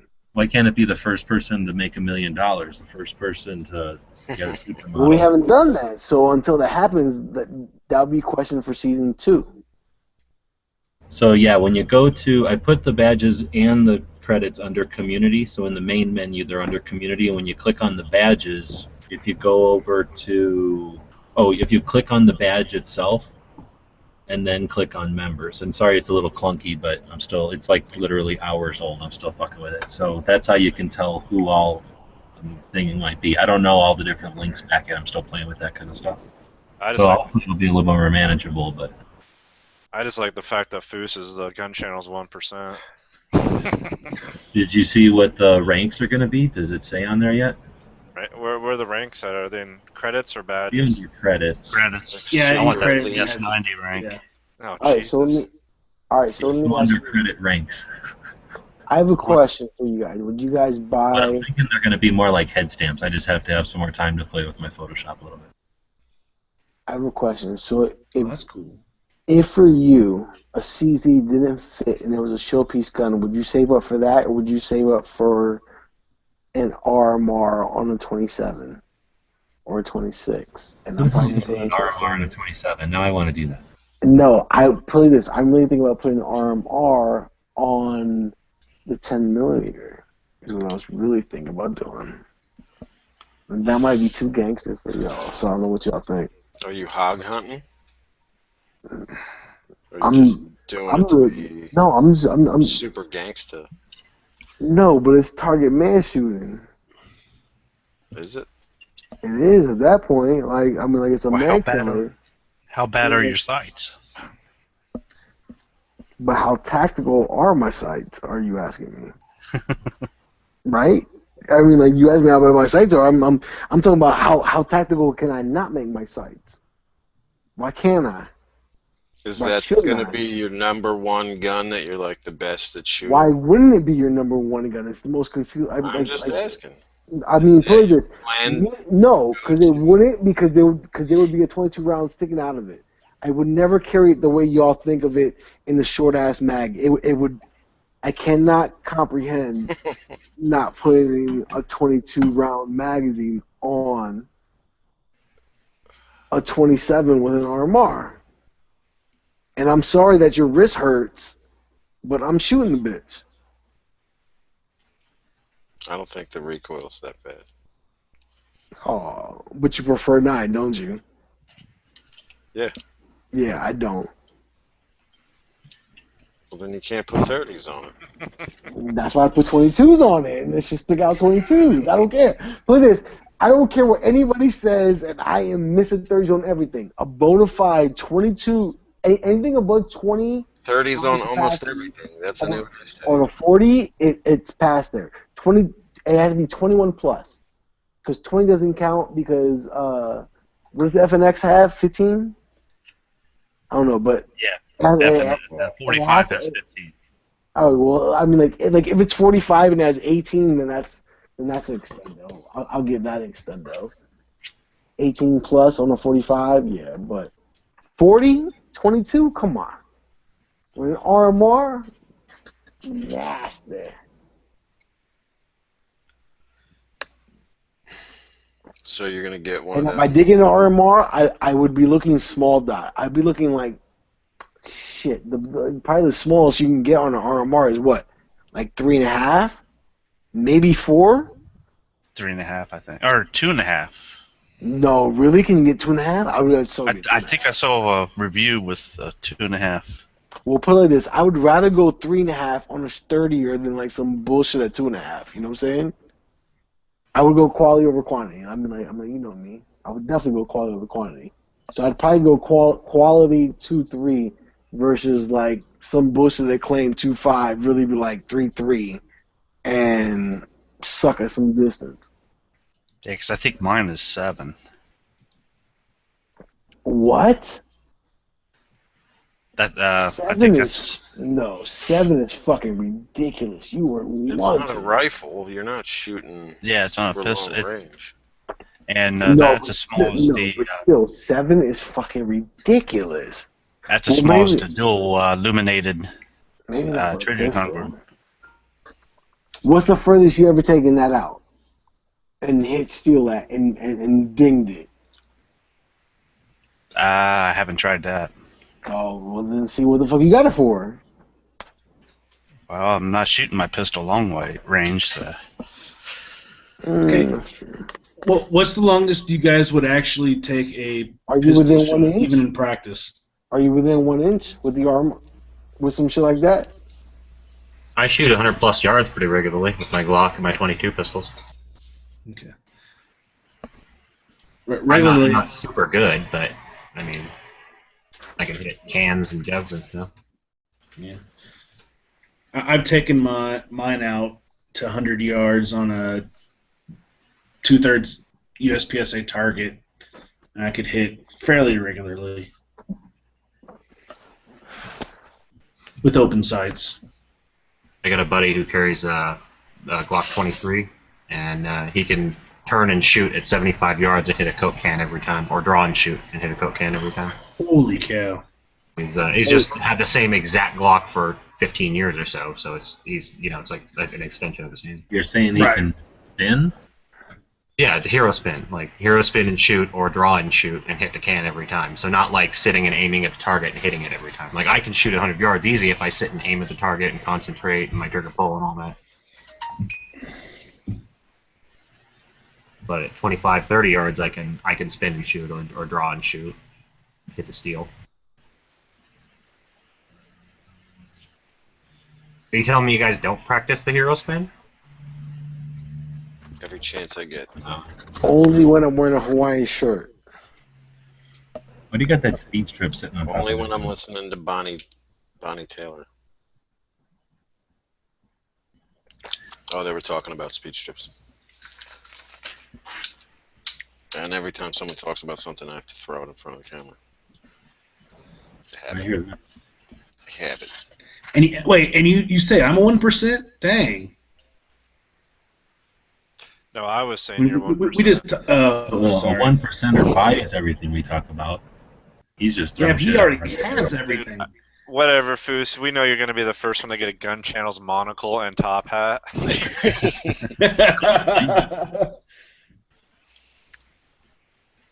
Sweet. Dude. So, anybody have any good bag options for their 1022 takedown? That's a good question. What about the bag it comes with? Yeah, didn't it come with Crappy. one? Yeah, it is Chinese. Yeah. I had to Nobody- repair the carry handles the first day we had it. They literally separated the seam when I carried it. Nobody's making one yet?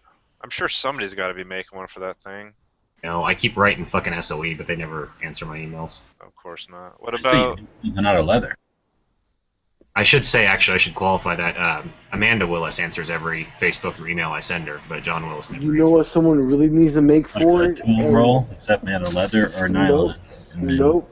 I can't do nylon because I don't have any heated blades or anything. I can't.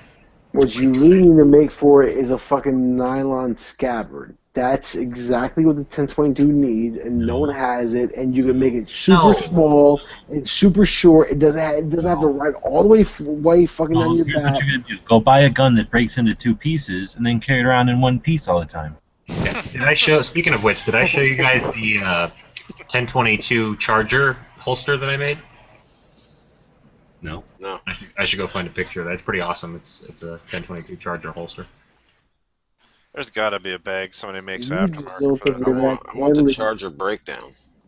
You just don't think you're that deadly with a 22 LR and a 25 round mag. What's that movie where the good That's what guy you do. has like a roll and he puts it somewhere, like it's on his horse, I Streets on think. and Fire.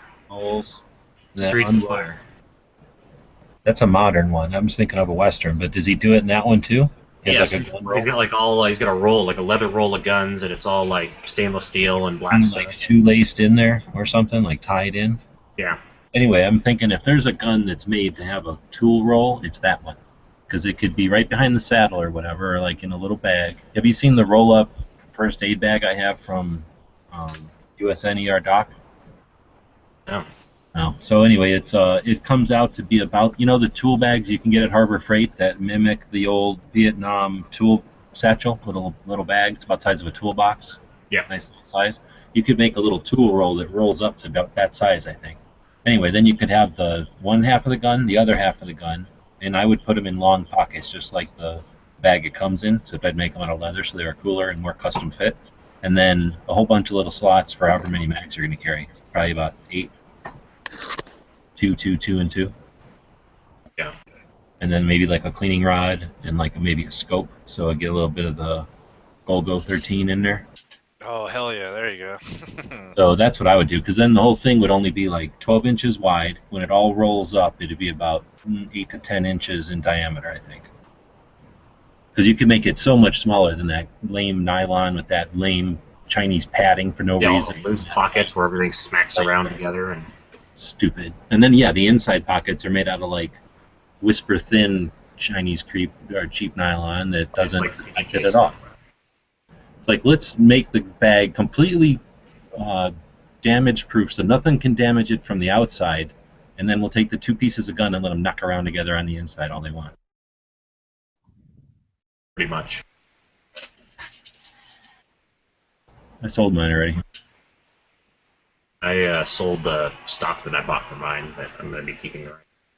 Took forever. I think some guy in Florida owns that one now. Oh, here you go. Somebody, yeah, here's a roll bag case thing for 1022 takedown. Somebody already stole my idea. I just barely got done saying it. Sorry, I got guys working. Or I need to, Roll and go. I have a sweatshop right back here where I keep a. Oh yeah, that was even smaller than I thought. Look at that. That's perfect. It's more like a taco than a roll, but still gets the job done. Look at all that ammo. You only got a little gun. You got that little gun, don't you? Or no, you got a Smith. Yeah, it's still about that size. That thing is pretty damn cool. Is it made in America? It's gotta be. Kick me out just because I think you have a Walther. It's messed up. And the Walther wishes it was as nice as a Smith. You're welcome, Hook. Dude, that's a cool little bag. You could make that bag, dude. Yeah, if it wasn't nylon, I could make it. Yeah, You could make it. Make it out of leather. I'm thinking. I'm also thinking I have a parachute bag. Like a drop bag? Yeah. Or not drop, yeah, rifle bag or whatever. God, why? Those things are really long. Those are like M16 length, though, aren't they? They're also the roll-up bag is only $50. Yeah, it's not that expensive. Oh. I'm thinking it's made in America too. I don't see it said anywhere. I don't know anything about this company. I'm looking through other things, and everybody else seems to be just jamming their 1022 in any old bag. I don't see any. That's the only one I found that was purpose built for the takedown. Well, now that I see this bag, I'm gonna have to get a 1022. That's what I'm saying. Is it normal to buy the bag and then wait 1022 later? Only for us 1%ers, Moon. Hey, how's it going, guys? What's up? What's up? I'm new to this chat. I was the guy that was telling that story about my gunsmith screwing me over earlier today with the KSG. Oh, you guys were. Yeah, the barrel. Holy balls, dude. And if you guys want me to tell that, I will. But before I do, I just found out that actually, I remember we were talking Donald Trump in the chat before that. It turns out Donald Trump's actually a life member of the NRA. If any of you didn't know that. So. Yeah. Still. Anyway. But so what I did, I bought from High Tech. They're High Tech out of New York. They make a bunch of KSG accessories. I bought the muzzle brake, the extended lower rail, and the extended selector switch. Long story short, I get the muzzle brake in and the tool that they send to remove the muzzle brake. And I look on their website, and they recommend that you use a impact drill, which typically only mechanics have, to attach to that tool, and then you just use that for a second, and it takes off the barrel nut, and then you can screw on the muzzle brake. But I don't have an impact drill, and called a couple of family members. They didn't have an impact drill, so I called my gun shop, and I asked to see if they had an impact drill, and he said he didn't have an impact drill, but he has a forget the name of it, but the manual drill that does the same thing. Torque wrench? Yeah, torque wrench. And so I bring it up there. Oh yeah. So he basically says, I don't have an impact wrench, I have a torque wrench. I'll give it a shot with that. So I bring it up there, hand him the gun and the tool, and he takes it into his back room, and then he comes out with the gun already back in the box. Because normally you'd think that they'd show you like, hey, it's not really working, but he just came out with the gun back in the box, and he said, yeah, it's not working. You're probably gonna have to use an impact wrench. Sorry, I tried. And then so I'm like, all right, thank you for trying. And so I go back into my car, and I don't know why, but just something about how he kind of seemed like he was trying to get me out of there. My intuition kicked in. I was like, well, check your gun and see if there's any damage. So I just take a quick peek, and I notice my barrel's cracked. And so I take it back in, and I was like, hey, man. And then as I was walking back in, I could tell he was kind of nervous that I was walking back in. Basically, he's like, oh, well, I was like, hey, man, I found, check this out. I just found, my barrel's cracked a little bit. And he's like, oh, I could maybe see how that might have happened with this tool. I'll bring the tool out and show you what I was doing. And so he showed me, and basically, I mean, he didn't really rationalize why the barrel would be cracked. He basically said, here, I'll just take care of it. I'll send it back to Kel-Tec and have them take care of it. And so he told me that he'd call him tomorrow, so my gun's at the shop right now. So a little sketchy, but Yeah. Bummer. yeah. Time to find a new All right, gun. we'll waste your time, but that's what So happened. he was removing a muzzle brake or a muzzle nut, and that's what cracked your barrel. Yeah, he was using that manual torque wrench with the high-tech tool that's supposed to remove the barrel nut on the KSG. It's just something. It's something to put on the barrel. I'm not sure what its purpose is, but they Loctite it onto the barrel in the factory, and that's why it's so tough to get off. For future reference, if you take like a hairdryer and heat up the end of the barrel, you can unscrew it by hand. Okay. Yeah, I was considering doing that or hitting it with a hammer to maybe break the. You can maybe tap it with like the handle of the hammer or something. Just tap it a bunch of times, but like heat is what removes Loctite. Okay. Not extra pressure. I actually didn't know that. Thank you. But yeah. Either way, if it cracked, it was a previous problem with your barrel. It wasn't him doing it. He just exposed the crack. So. No, the tool that High-Tech sent was actually steel. And I think he used a torque wrench that was too big, so it didn't fit right, and it kind of. I think he applied too much pressure in the wrong area and actually cracked it. Well, if that thing is Loctited and he didn't break the Loctite with heat, like Huck is saying, then he put torque on a place that's not supposed to have torque. But that said, it doesn't really matter. There's no reason to point fingers. Kel-Tec will fix it, I'm sure. So at least they're doing the legwork for you. They didn't say that. They didn't say, hey, see you later. Oh yeah. He's not screwing me over. I find it kind of wrong on behalf of if he tries to say it's a manufacturer, because if it was him that actually broke it, though, then it would be on him and not Kel-Tec to fix that, because that's. Yeah, but either way, you just send it back to Kel-Tec's going to fix it. That's the thing. So it really hardly matters. I don't think the guy was like, I'm going to fucking break this guy's gun. Fuck this. Like I'm mad today. I just think that he did something without knowing, probably, because I didn't know that it was Loctited either. So he was probably just torquing, and you can't twist a shotgun barrel. It's not made for that. So, it just ripped or whatever. Sounds like it ripped. Yeah. And yeah. I mean, he's going to skin the Kel-Tec, and they're going to fix it anyway. But then it's just, they're never going to charge anybody for that. I doubt it. Well, they might charge somebody for a barrel. So perhaps if, like, you could say, we did everything the way we're supposed to, and it still broke, they might not pay for it, or they might not charge you. But basically, it sounds like the shop should take the hit. If they're going to charge, they shouldn't. I know he wasn't intentionally trying to, crack my barrel, but Did you notice by sight that it was broken? I mean, did you look at it and be like, "Hey, look, it's broken," just by like looking at it? What's that? What do you mean? When you opened it up out of the box, could you tell, like, just right off the bat that it was broken?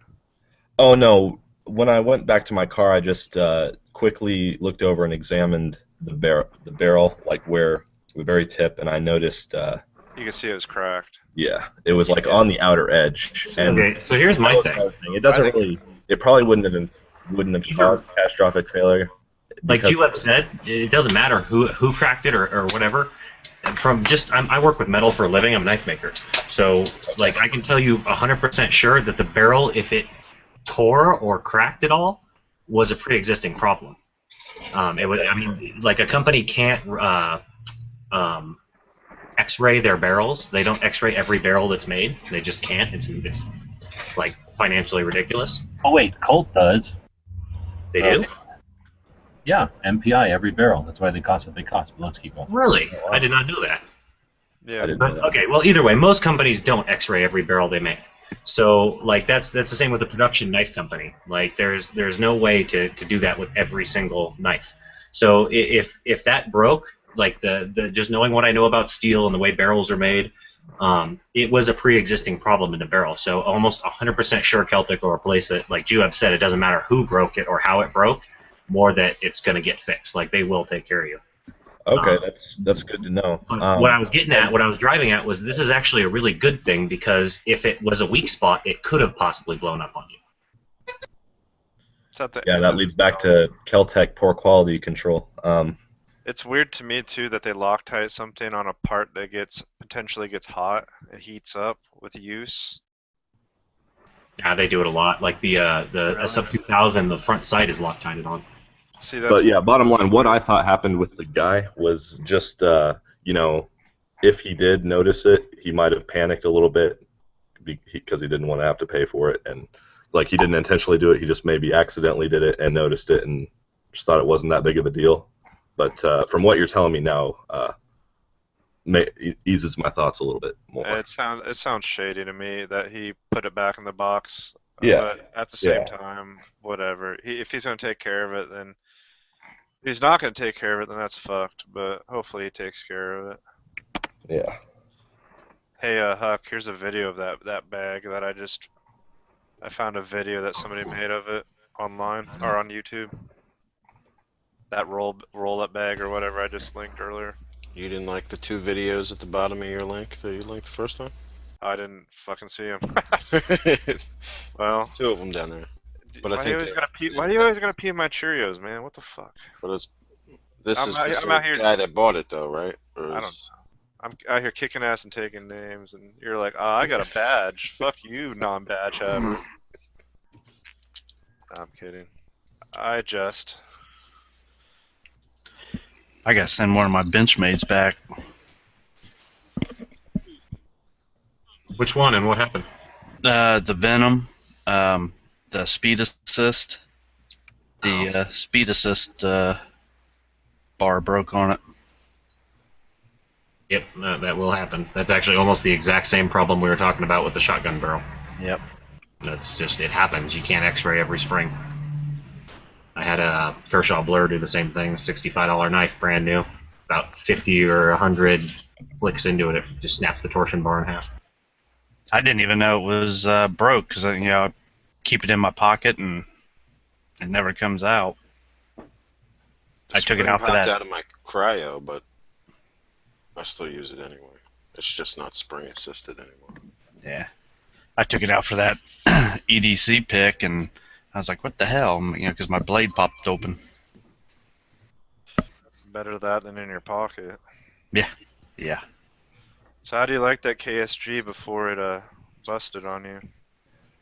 I actually never shot it. I just got it about 3 days ago. Oh shit. So that's what made it put a little bit more salt in the wound, because all of my I went and bought my Magpul iron sights today, and let's see what else, and the RVG, and then all the other accessories that I bought came in the mail today. So I was planning on getting, that's what I was doing, was getting all that taken care of. I was going to try and put the muzzle brake on and just put everything on. I was actually going to take it to that range. Yeah, the place that I was at's also a shooting range, and I was going to take it back there and shoot it. But now it seems like I'm probably going to have to wait until next week at least. So. Yeah, well, that sucks. Yeah. That's what. Yeah. Don't modify your Keltec. Moral of the story. Yeah. No, I felt I feel like most of the accessories that I am adding are pretty practical. Not just going overboard tactical stuff, but stuff that legitimately makes the gun safer. And that's my. But can you mount a bayonet? If I can, for my home defense gun. If you can't mount a bayonet. No, I've got the bayonet for my 590A1 though. Nice. There you go.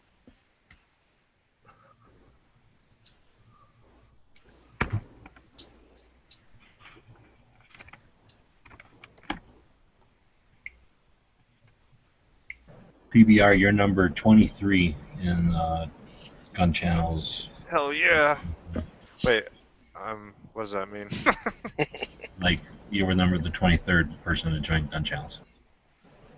Maybe less if you count, like, Every Second Matters is in there, and that's not really a person, so it's a little sketchy. And if you count me and Ralph and that kind of shit and extra accounts that we had to make the thing, you're 23. So you're definitely in the core 25, but like Z is number 27. I'm counting him in the first 25 because me and Ralph hardly count, and then the sub accounts and stuff. We could probably go to 30, and still, I probably will go to 30 because then that gets militaristic in here. Well, if you let Z in, then it's not that special anymore.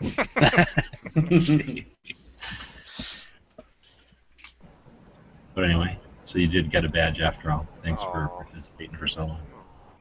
I feel special. You're really not. Screw you, Moon. Screw you, Foos. I'm proud of you. Whatever. Foos is gonna use his gun channel's money to put out a hit on me or something. What do you mean going to? It's already posted. Great. Wait. I refreshed and I see your badge now. Oh. Welcome to the club. Does it make me a founding father? Get my face on gun channel's Mount Rushmore. Yeah, we'll put I can't think of his name right now. So I'm sure you know about the multiple notices people get for I don't know what to call it. You know the notices you get, G-Webs, when you somebody thumbs up or comments on your post? Yeah, that's not happening enough to... I'm only getting that sporadically occasionally, so that could be glitchy. I'm getting them every time. Like, I get like updates. Updates? We're talking about that little green button at the top right, correct? Yeah, and the email notices. I'll get like 1,000 email notices. You can mess with the settings to pick what you want to get emailed. Yeah. Oh, you're talking you get email notices, or are you talking up at the top where it's the little green button that says updates, like it's showing up once up there? Both. For the settings or for the notices, I forgot about that. Yeah, it's like you go to settings and then notifications, and there's like a list there. Just go ahead and uncheck everything basically, unless you really want to be told about stupid shit. It didn't used to be well, it never bothered me, and it still doesn't bother me, but like. Well, here's the deal. Like, I just installed the credits thing, and then because of that, I installed the badges thing, and it looks like, as I'm looking here, because I haven't looked in mine in forever, it turns on all that stuff by default. So I'm screwing around in there. Somebody might be screwing around in there, and some of the stuff might be getting turned on inadvertently, basically. Yeah. So it might be worth checking that every once in a while, because that could be annoying if you're just getting alerts out of nowhere. It might be just that they get turned on. Yeah, if somebody comments or thumbs ups or whatever, I'll get like 5 or 6, 3. Yeah. I'll get 3 to 6 notices per one. I don't know. It should take you to your page. Like, you're obviously not going to go to my page, but if that link works for you, just uncheck everything there. Yeah. All right. I mean, I was just giving you a heads up, is all. Right on. And I'll put that link in the external for anybody that might be listening to. This should take you to the portion of your member area where you can tell it to quit alerting you of everything. I'll see if I can't go in there by default and turn that all off for everybody again. I don't mind getting alerts. It's just if it's one alert per one thing, then it's not a big deal. But it's 3 to 6 alerts per one click or whatever. You know what I mean? So if Moon just liked a photo I put up, and I got 3 alerts that he clicked that one like instead What of browser are one. you in? Internet Explorer. I don't know. Okay. And then I go to my email, and I got 3 email alerts for his one. Yeah, I just got 3 alerts from your one Right. click that you clicked. Well, definitely go in there and toggle that stuff because I can't. There's nothing I can do from this end about that. That might be an Internet Explorer thing, or it could just be a. I don't know what the equivalent of cookies are for preferences. All right, like I'm saying, I'm just telling That you. could be something on our side. So we refresh the internal caches enough that, like I say, if you make a change, it won't be like 3 days before our internal stuff catches up to that. So definitely go in and toggle it because some of those kind of user preference things can just get either toggled on or like multiple toggled somehow in the creation and deletion of these things that we're adding and subtracting from the site. Yeah. So, like I say, that's not happening to everybody. I've seen it happen. I know what you're talking about because I'll go click up on that green thing once in a while, and there'll be like 700 of the same thing, just like carbon copies. Yeah, and you click on exactly. it, they all go away. So it's just some little glitch. But like I say, it's not happening consistently enough. But unfortunately, we don't have enough people using Internet Explorer, so we'll never really get a lot. That's why there's glitches on browsers that people don't use all the time. Always been the nature of it. But if it's persistent, I'll throw a thing in. You just have to give me some screenshots eventually. Potentially, if it not for the email one, because that's known. That's just go in there and turn them off. And then if it's still happening, then it's an issue. But if that's just that, it can be corrected. But the multiple hits, if that's still happening after you toggle it, give me a screenshot, and I'll send it in. All right. I mean, like I said, I'm just got badges now. Now they're not even special anymore. Badges everywhere. I wonder why they look like that. I thought they all have like little cool symbols. I'll have to see if I can go change that, make it look like a head stamp or something cooler. like I said, if I don't end up looking like one of those North Korean generals, I'm not interested. I want medals on my pant legs. Where do you see the individual badges on the? You said on their icons. They're below their below the community and then down to badges. That is the badges, and then you can either click on yourself or click on one of them there. Mm-hmm. And then when you're clicked on it, there's a tab that says members. All right. Not exactly the easiest flow, but like I say, I'm still building. Yeah, and it shows the badges on the individual channel. That's kind of cool. Like on the user's profile. So it looks like Edge is still in the lead with the most amount of badges, and that's because he runs a. I think it's because he runs a lobby and does occasional. He has a show and he runs occasional lobbies. That's the only way to get all 5, really. Well, now I know the system's flawed. Well, there's only 25 people potentially that could get all 5, and 18 of them are on the staff, so that means there's 18 of them. And then most of those guys were in Every Second Matters, and most of them do some sort of hosting, but not everybody does everything. Edge is the only one that does everything, it looks like. So I guess we've scientifically proven that Edge is the best gun channeler. Oh my god. He wins channels. We're all done. I could have told you that. You should have asked. Failed experiment. There's obviously a flaw in this system. like I said.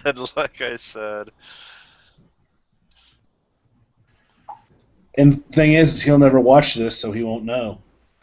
Is he even alive still? I thought he passed away. He went swimming with all his badges on and sank to the bottom.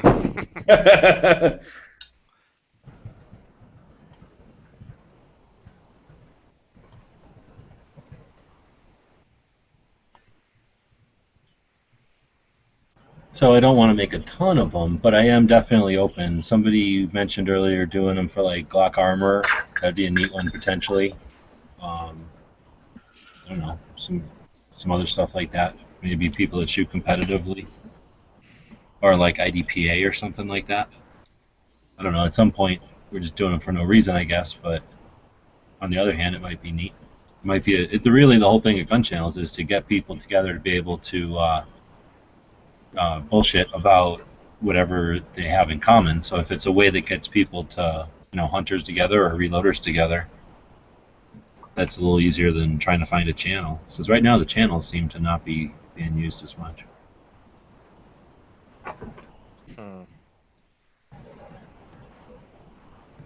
Let me switch gears and head over to the main page and show you something else that I added recently.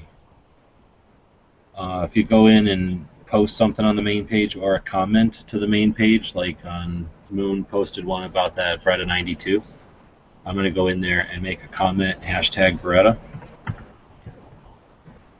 And then now that's tagged with Beretta, and when you click on the hashtag Beretta, we have our own hashtag deal. So that was the first and only one, but as these hashtags start to build, this way the front page won't just go into oblivion. Like if we all start using the tags, 30s on everything, every second matters, Illinois gun laws, World War II, if we start using some hashtags, now this stuff that goes through the main page is retrievable and filterable in effect. That's so cool. Hopefully that's something that people can use if they choose to. That's cool. And like I just did with the comment, if somebody comes in and doesn't know about the, what do you call it? Oh, good, that dude left. Yeah, I don't know what his deal is, but yeah, we ain't gonna foster that shit in here. So, you know what I'm saying? Somebody can comment with a hashtag and still make that thing indexable. So, I don't know. I just think that's neat because one of the things I wanted to do is make this useful for people. So, like quote of the day, that's awesome because look how much work Dr. No's been doing putting quotes in here. Now we'll be able to click on quotes and then boom, we've got a list of them. Or I should say boom, we got all of them that he's been doing, posting. That's pretty sweet. Yeah, as we grow, we'll probably attract more weird people and people trying to egg us on, maybe. I don't know what these last couple of people have been, but... Alright, my hashtag FDE addict. Hashtag what? FDE addict. I did that on that MNP that I posted. I figure there's going to be attempts for like, have you seen these? I've been noticing, I was doing some project the other day and I found a bunch of those, I forget who the assholes, Bloomberg I think, came to Arizona and filmed a bunch of like gun shows, like purchases, and tried to make it all nefarious. Like they walk in and go, hey, I want to buy this gun. And the guy goes, yeah, we're a private dealer, no tax. Because that's usually what people care about with private dealer, is that you don't have to pay fucking sales tax. Because in Phoenix, it's like 10 or 15% or something crazy. So when you go to Phoenix to a gun show, it's faster because you don't have to fill out a 4473, but since we're all legit, who cares if you're filling out a 4473 or not? Mainly you're interested that you're not paying that 10% pointless tax on top of the $20 it costs you to get to the gun show, and then whatever you're paying for that gun, right? So they did some videos and made it seem like, the gun show loophole or whatever. Anyway, so I figure there's probably people like that are going to see something like this that we're building to, like, BS about guns or whatever, and they're going to come in and be like, oh yeah, isn't it awesome how we can fuck the laws, right? We can do what we want. Try to get us to, who knows what they're thinking they're going to gain by what they say there. But, what the fuck? So, they tried, they lost, and if it is just some guy not trying that, then maybe he learned how not to talk to gun people. Maybe he's just new and he doesn't know how to talk to us. Well, he used to come in here and be semi-quiet and calm, and now he's uber radical about it. I mean, you know me, I'm not trying to alienate any gun people, and by all means, if you're young and you're interested in guns, this is a great way to get familiar with it. Go to a gun shop and hang out and get familiar with the jargon and what's appropriate and what ain't, and what he was talking about in here ain't. So, I guess we can leave it. Right. You talking about that guy that just left? Yeah. And he tried doing that the other night too, and then basically I figured 2 times in a row is enough times to nip it in the bud or whatever. Yeah, Anyway, who cares? So getting back to the thing, I hope to the hashtags. It seems like it only works on the main page. I have only installed it yesterday, so I don't know. Oh Or man, this morning or I like whatever. this. I already hashed. So if I hashtag in the comment, Yeah. it will. So you can go back and get all your World War II shit or all your that kind of stuff. Like, or if you want to start throwing in like World War II, what happened today, and then tag it with the date, then next year we should be able to grab it right away. You know what I'm saying? It'll accumulate. Yeah. So I'm thinking this could be pretty neat. Oh, and if you and every time you comment to add a hashtag, I guess you're accumulating credits. So maybe one day you'll catch up with Foos. Work your way to the elite. Yeah, right. Foos will do everything he can to keep me out of it. Some West Side Story shit going on. You know me way too well. So where do you put this hashtag in? Anywhere. Just anywhere. On the main comment page, or just like post. as a comment or just as you're posting, just kind of like in Instagram if you used it, or Facebook when you're putting in whatever you're typing in, just hit enter a few times so that, carriage return, it goes down a few lines, and then just put hashtag whatever, and then that'll just make a way to quickly access all the stuff on the main page. Okay. Cool. And then here's something else I thought was cool that I found, and this isn't something I just added, I just found it though. So anybody who's interested, just go to the main page of Gun Channels, like click on the Gun Channels logo at the top left, and you're just on the main page, right? You scroll down, there's always that first little thing that tells you about navigation or whatever, then there's the channels, then there's the Instagram stuff, then there's like an ad, and then that's where you can post something, right? And then right below that is like right now for me, it's PBR's what's in this box or whatever. Everybody sees that section of the page? So right above that it says like most recent, friends, photos, that's like the listing for this, what we're looking at. If you click that down arrow and click on create a new list, you can pick the people you want to listen to and you'll get just those people. So if I clicked on like Yankee and Quark and then gave that a name like shit that sucks and I hit enter, now that's in my list and it's right there at the top. So whenever I want to come in, I'm just looking at stuff from those guys. So, and you can make as many of those as you want. Your hashtag didn't work there, Foos. No. So it kind of like separates their stuff first, and then below that is the normal front page. Yeah, or you can filter it however you want. It just makes that filtered list for you, so whenever you want to access it, you can grab it. You don't have to go searching around for that stuff. So once it gets bigger and bigger and bigger, if you want to have all your IDPA stuff in one list and all your reloading stuff in another list and all your chat stuff in another list, that's going to be possible. I didn't even know that was in there. Okay. Why didn't his hashtag work? PBR, I'm glad you're not my friend on this because I would be friend. Fuck, screw you guys. I'm taking my toys and going home.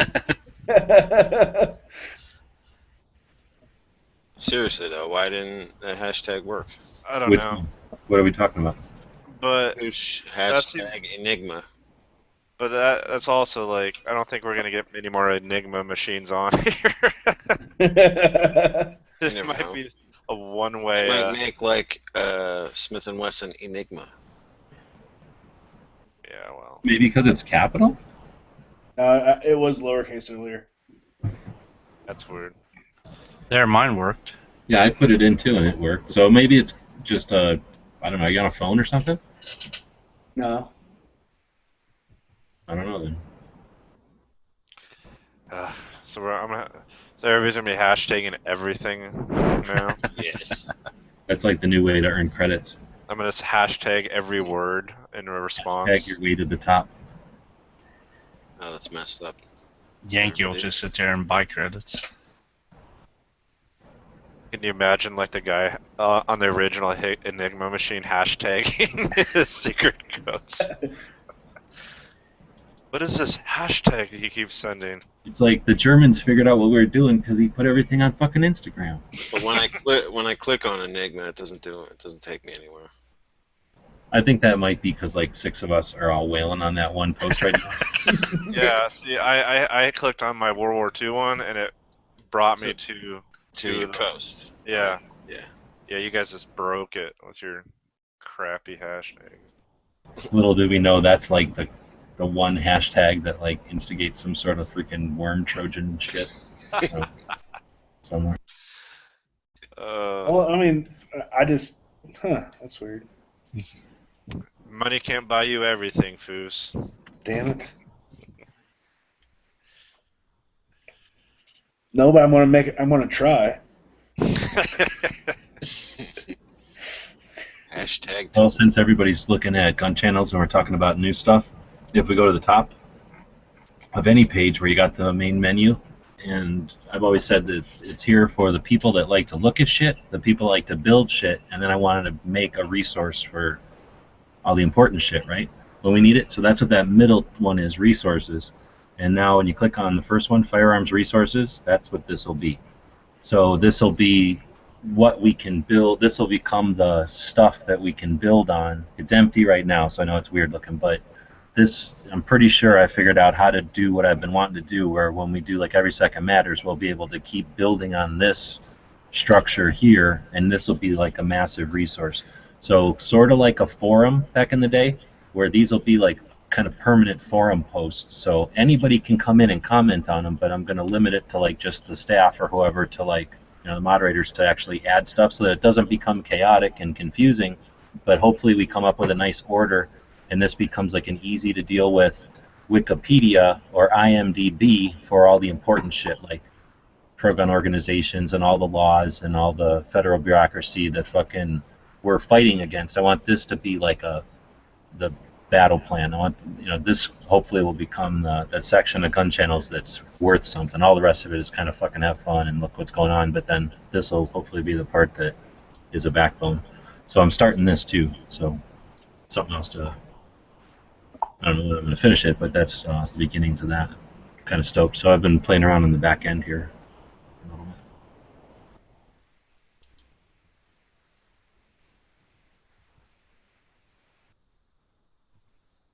Word. Firearms training. Empty.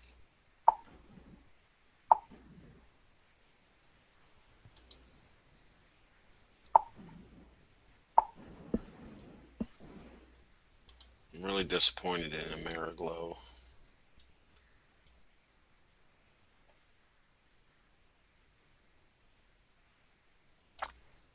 No yellow front sights. Just orange. Shit.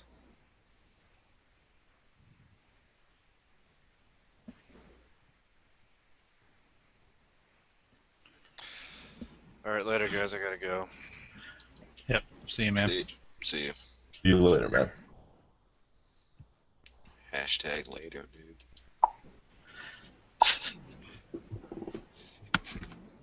We left right before we're giving away the late night points.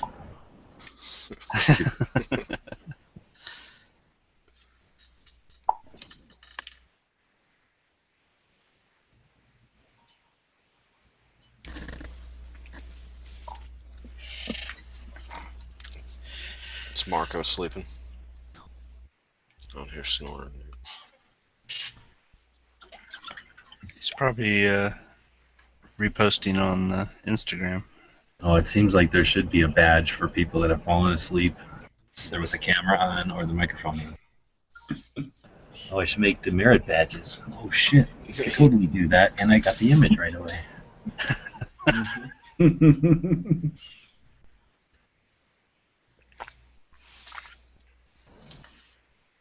Heck, that's something else that Edge would lead in. Demerit badges. I was looking on their website. It might have been the first one to fall asleep, I think. Non sequitur and sleeping badges. Couldn't find that no outlet patch. Speaking of patches, do you guys remember in Commando in Breakfast Club. That time in the Breakfast Club when they all.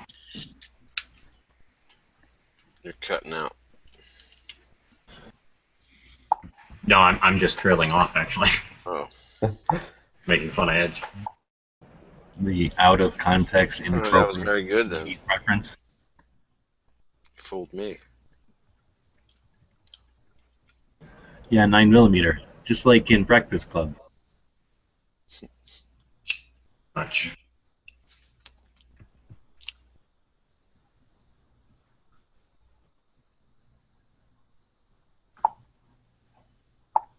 So have any of you ever adjusted your AK front sight without an AK front sight tool? Sure. How do you do that? A couple of ways. What are you adjusting? The windage. So left and right? Yeah. Well, it's definitely tougher, but hammer or rock, I'll do it. I'll have to try it. I want to go to the range tomorrow just to get a holster, but I don't like going there without shooting, so I have overabundance of AK ammo, and I haven't shot mine. Hawaii wants a drunk chat badge. There's a good idea. We definitely can do that one because there is a whole bunch of like booze demerit badge ones. Booze badge. The coffee And you wanna do serving demerit badge. You want to do like a marathon merit badge? Someone that'll actually run a live chat for 12 hours and not leave it? I think Not leave it running? That's a tough one. I've done them for a long time, but I do end up leaving them. I think what's his face did 16 hours like his first day. Wayne. Really? Yeah, close to it. I remember he did 2 8 to 8 and 8s. Yeah, he did 2 8s back to back. Yes, Hawaii, you were drunk. Yeah, and then Wayne did do that one wherever I went out to the range. He started that one. That one was pretty good. Yeah, and that actually went till it ended. Actually, I don't know. I mean, I didn't think about it. Like I said, I don't want to make it too many, but on the other hand, who cares? It's not like they cost anything, and that can make it fun. But I'm thinking something for. I was thinking credits though for doing stuff like live remote or whatnot, because that stuff is fun. I like it when people take their cameras to the range and let everybody see it. Yeah, but you're gonna also have to have someone monitor that and see, who to give points to. Yeah, that's what I'm saying. At the end of the week, when we do the weekly wrap-up shows, that's going to be part of the weekly wrap-up shows is handing out the points for the week. Oh, gotcha. And it's more fun, and people know what the points are, and it doesn't, people understand what it is if we're talking about it every week, and we can have fun with it. I mean, they're not really going to be for anything more than just camaraderie, whatever, esprit de corps type of shit. Gotcha.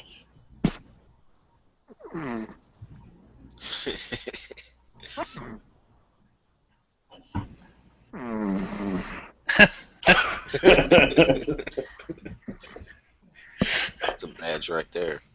Man. The moaning and groaning sleep badge. Oh, Marco? Yeah. Now, if we really wanted to be mean, we could have Pink Panther turn on his camera.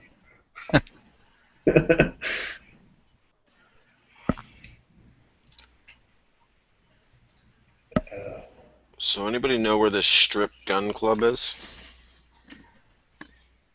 What? Strip is the only one I haven't been inside of. I know exactly where it is, though. It's underneath the Stratosphere Tower. Okay. It looks pretty cool. They're like, it's the one chick's like shooting a bear down what looks like a hallway type range. At first, I thought it was inside of a, what do they call, like, what do you call them big things that are sit on the back of a truck? A cargo container? Yeah. So I thought it was inside of like 2 cargo containers, but that's because they have some pictures of it looking like that on their website even, and all over the web. but they must have recently. I went there in November of last year. This is when I went up there to look at all of them, and between when I did, whenever the pictures on the internet, and then when I got there, like they're in a building now, but it's not a very big building, and I'm almost positive at least there's signage from a liquor store. I think they either share a wall or they're in the same building with a liquor store. So it's not huge, and it's not like a separate building out there or nothing, from what I can tell. But it's a super crowded intersection. Vegas, it's like where there's like that tower, what is it called? The Stratus Tower or whatever it's called. And then at the bottom of that, there's that giant, like the biggest gift shop in Nevada or something. Anyway, a lot of people walk around right there, and that's where it is. It's right in the middle of all that. So Yeah, you can't, from the car, you can't see shit. When you said strip gun club, I thought you were meaning like it was a gun club with strippers. No, it's actually just they call it that because it's on the strip. There's one called Machine Guns Vegas, MGV. It's like black with MGV and red is their logo. And that one isn't strippers, but it's like hot stripper chicks that are hardcore. They're really nice. They know guns, but they're freaking super hot. That's the one where Machine Gun BB works at, or she works through that. She's like her own thing, but she works through that facility. And they're off the strip, so they're like west of the strip by like 2 or 3 blocks. So you basically call them, they send you a van, and they drag you over there for free and drop you off. And then it's like those hot chicks. They're not like strippers where you can like get lap dances off them or anything, but they're super hot, and they're the ones taking you back and giving you the guns and all that instead of just some dude or whatever. All right. And they're like classy. If you remember that review, it's the same place where Jaeger did his review with her, with Machine Gun BB, and it's like all fancy and classy. So like if somebody's like a rich, fancy, like company party or like that kind of thing, that's where they would have it. Yeah, that one with the black tape, Huck? Or is there a newer one? We were looking at that one with the black tape the other day.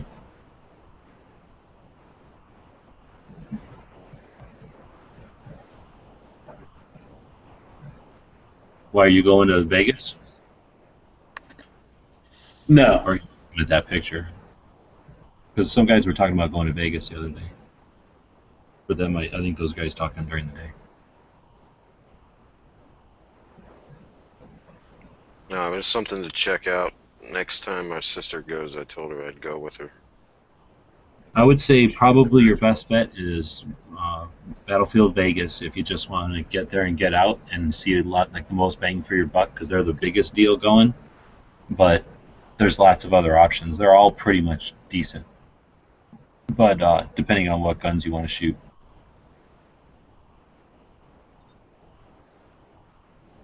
Right on. Yeah, I was looking at that strip gun club, and I don't know what guns they have. Battlefield Vegas definitely has the most. That's the one where you see that giant vault, right? And it's totally full.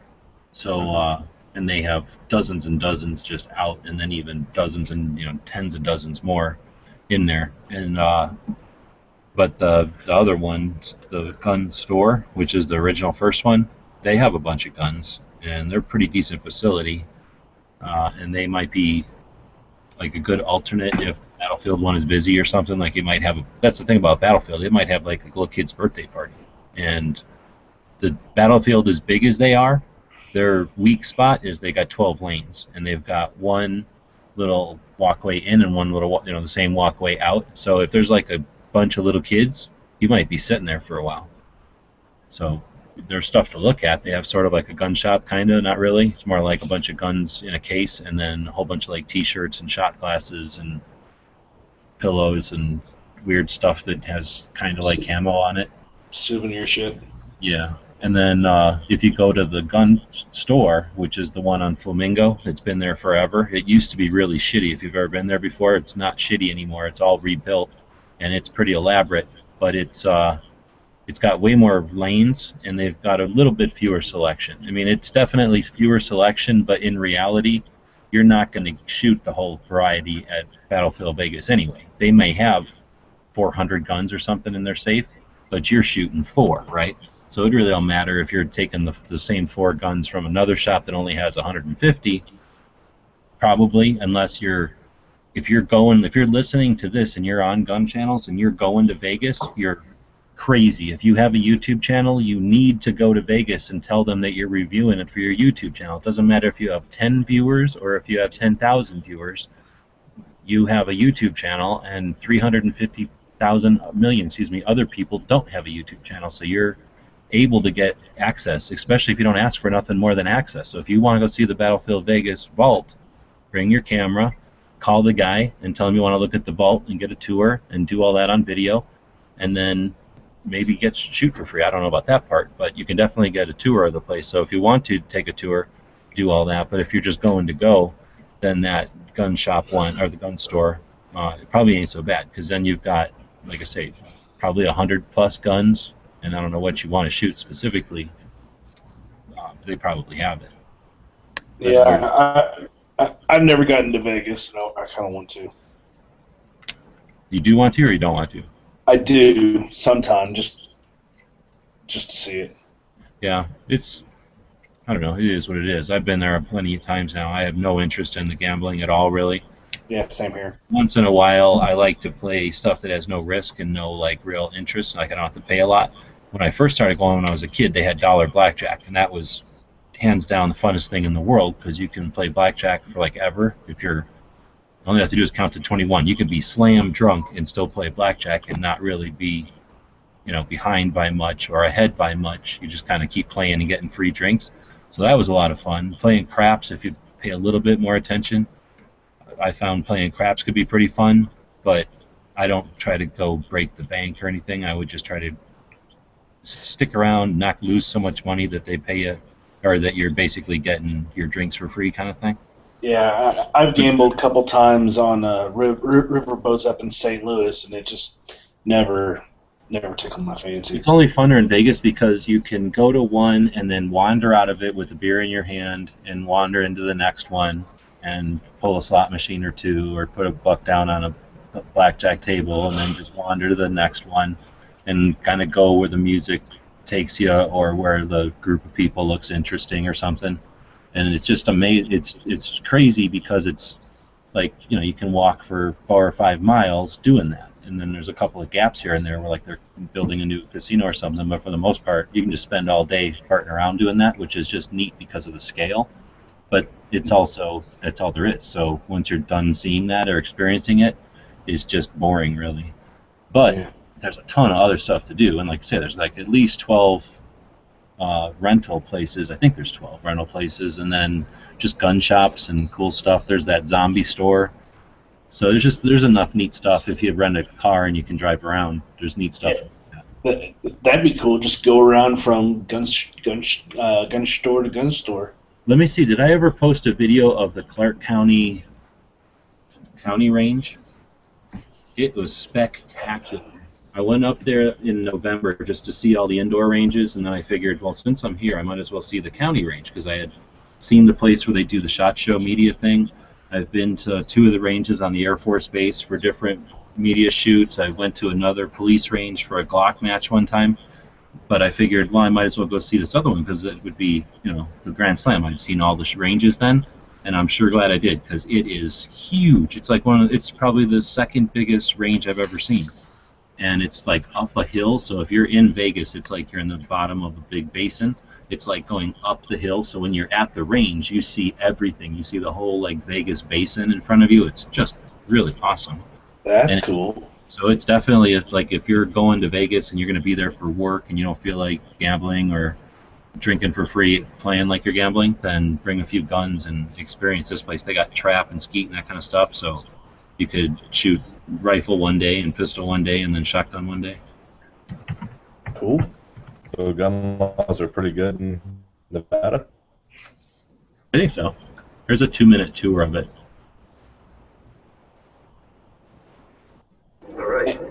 And it's the second biggest right behind the Gun Channels range, right? Behind what? The Gun Channels range. Right, well, it's a theoretical range, but yeah. You know how they sell like missile bases once in a while? We just have to wait till they sell White Sands Missile Base, like the entire White Sands missile testing facility, which is like a quarter of New Mexico. We'll buy that. Sounds good. It'll have all the necessary. With all my If it can with handle, all our gun channels points. exactly. If it can handle nuclear testing, then that'll be sufficient berms for our purposes.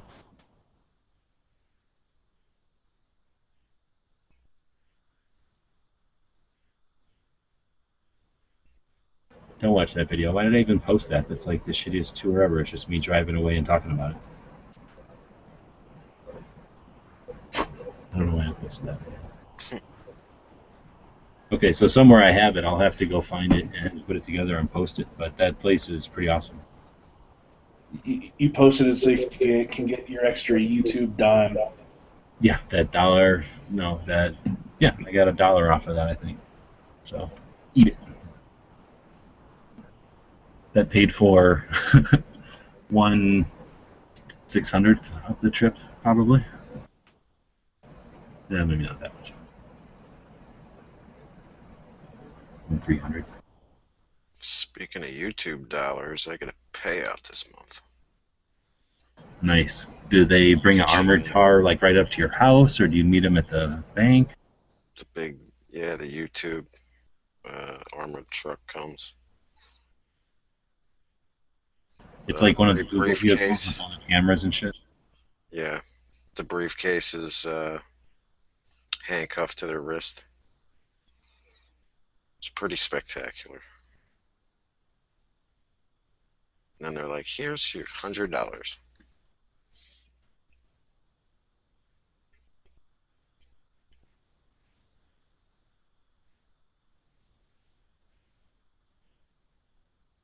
To give me an old crumpled up Benjamin Franklin. Looks like No figured out the hashtag already. Awesome.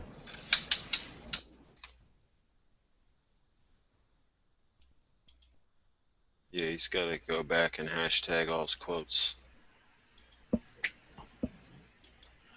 But he can do that. You can just do that from your profile, right? I'm thinking that might make it easier. I don't know if there's like a mass way to do it or not, like a mass comment or not. Yeah, there's the bus that brought Moon his money.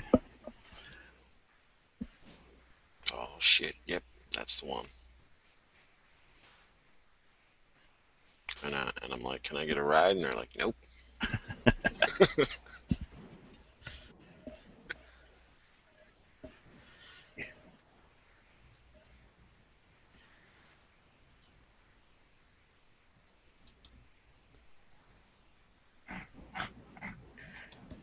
Anyway, I think I'm gonna get out of here too, guys. You still traveling? Yeah, I'm still in Colorado. I'm here tonight, and then Denver tomorrow. Then I'll be back home on Friday. Holy crap! You're like right down the road from Vegas. Make a detour. No. Where? I'm in Colorado Springs. A couple states down. All across. And the Rocky Mountains. Just do it. Well, I mean, I got a rental car, and my company pays for fuel, so why not? Oh, well, there you go. There's that road that like halfway up and down Colorado across the Rockies, I think. Yeah. Anyway, have a good trip. Yeah. Stay safe, man. I think there's a chat tomorrow if you're around. I'll probably be. I'm gonna be driving up to Denver. I know that. I'll bet you $30 Stone's going to do a chat on Iraq and Obama. Ugh. Iran. Okay. Yeah. He wanted me to do Tuesday on that. Yeah, no. I hate guns. This week, Iran news. Exactly. Anyway, catch you guys later. See ya. See ya. I'm excited. I'm a little excited for cheaper gas before World War III starts. I don't know about the rest of you.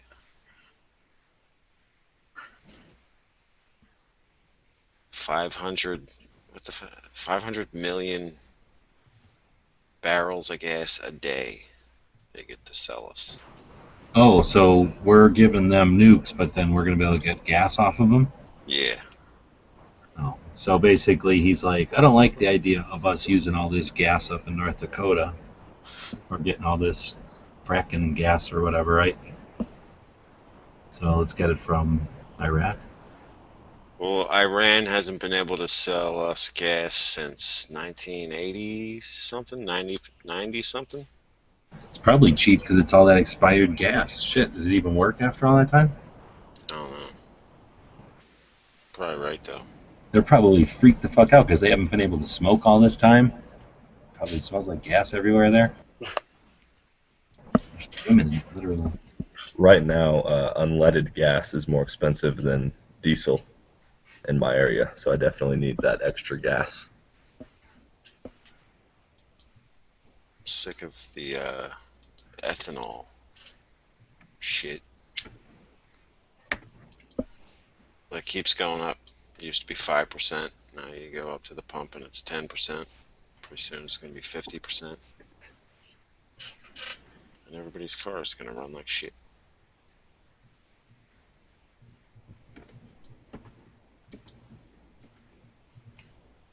Yeah, I think ours is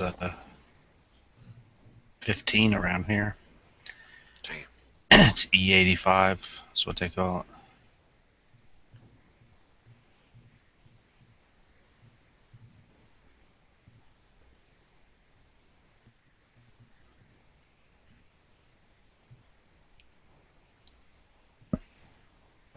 Is Hashtactical, does she just repost?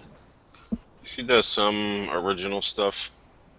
But just her boobs and stuff? Or does she post her No. own? I thought she was posting all her own gun pictures, and then I started paying attention, and it's all repost. Yeah, she does reposts of like smaller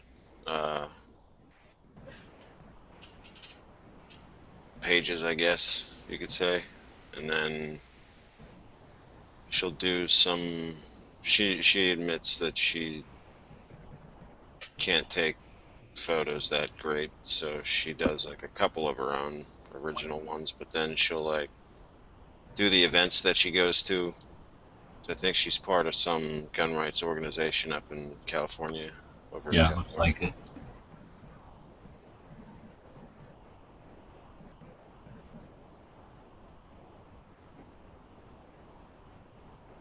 Who makes the best full-length rail covers? Holy Ladders? or what? Rail covers, like just 6 or 8 inches. For AR, like handguard? Yeah, like I'm gonna put them on my AK. Oh, so for the Yugo front hand? Yeah, the short one, but I mean, it's What rail do you have on there? the Midwest. I can measure it if you want. No, I'm just trying to remember what that profile's like. So you really want rail panels? You're gonna make it hot and big, or do you want ladders like Moon's saying, which make it elegant and operator-ish? Yeah, see, I just want it to not be so catchy on all my gear. Yeah, the So ladders. you- Like all ladders my are good. fucking mag pouches and stuff as I transfer from over Have my you shoulders. Have you used ladders before? No, I've never even seen ladders, but I get what you're Ladders, saying. how now is that you're that? saying it. It's just a piece of rubber, like eraser pencil rubber, like what you get those little sleeves that go around your gun, your grips on your Glocks or whatever. It's that kind of rubber, and Yeah. it just lays in between all the little gaps in the rail, so it adds nothing. It just fills in all the gaps with rubber, and it turns it into like this wicked rubbery, sticky, catchy thing. Yeah, see, because I bought a bunch of like UTG ones at my gun store, and they sucked. See that on my screen? That's all that. Fucking CZ, that's cool. That's the ladder. So And peel it off. it totally Peel it took off. the rail feeling away, so it's really It feels like rubbery. It's awesome. Yeah. But peel it off there, and you'll see the whole point. Because it's soft. They're kind of hard. Yeah, I got you. I mean, that makes perfect sense. The ones I have are soft rubber, but they're like just covers. They're big old covers. Yeah, covers suck because they retain heat and they add bulk. They were just a step in the evolution. There you go. Oh yeah, I totally got to get them. That's much better. And those don't cost squat. Basically, you can buy them new, and they're going to cost you like up to $10 per 8-inch piece, which is insane. So buy them used, and they're better because they're softer, and then they're cooler because they look dirty instead of looking all brand new. and they'll cost you like for a whole set $5 or something cool. And then you can cut them into any size you want, since yours is like on that pap. Oh, that's a You good. cut them. So, I've seen them on eBay pretty cheap. like this is just 2 ladders, I think, and it made 4 pieces, one on top, covered all the rails on the sides and the bottom. Yeah, that is much better. And it still stays slim, so it doesn't like widen the area you gotta grab or anything. Yeah, it makes sense. Pretty good.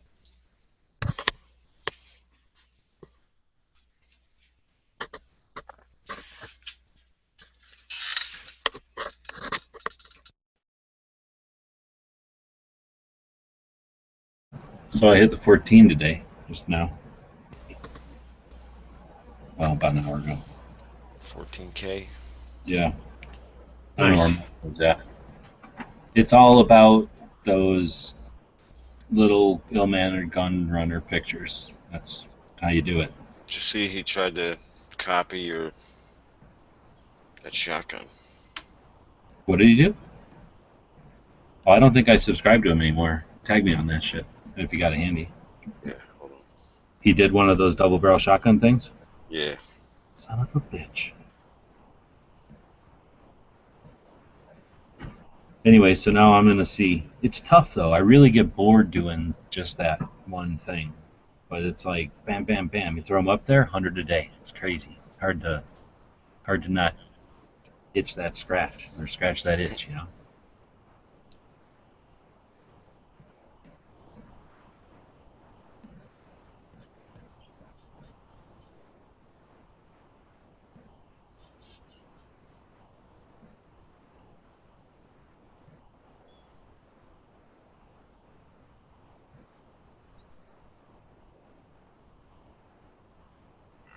Unique Weapons reposted it, so tag you there.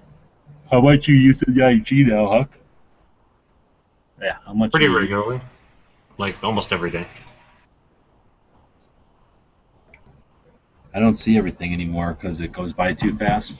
But every once in a while I'll notice something. It's so much different on the IG because you have I think, at least I don't remember on YouTube seeing so many of the subs. Like I'll just see so many of the names here as I scroll down. Seems like there's a massive percentage of them that ain't US or whatever you call it. Yeah, you gotta click US only. Oh, where's that at? It's on the sidebar on the left towards the very bottom. US only sellers. That's the only way I shop. Otherwise it takes 3 or 4 weeks to ship. No, I'm talking about the Instagram. Oh, I'm sorry, I'm on eBay.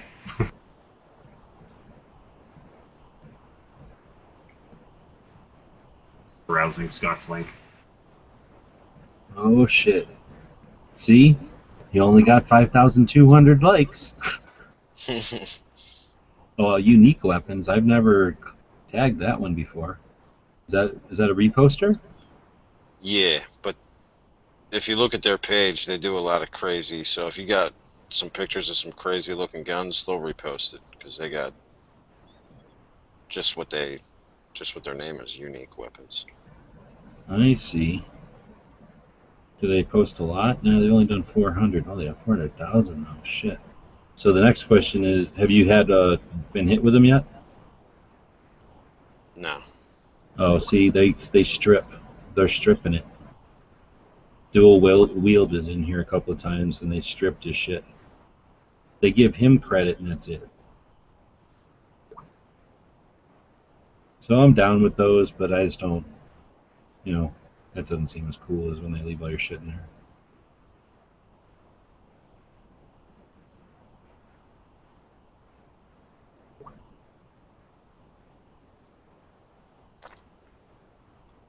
So is it the bigger they are, the more likely they are to strip all your things? I don't think so, because Weapons Reloaded is cooler than shit, and they don't strip nothing. Okay.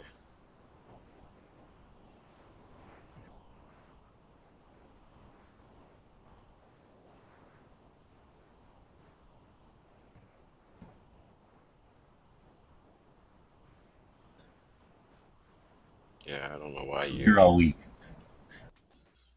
Unique Weapons reposted an SR9C, but okay. See what I did there?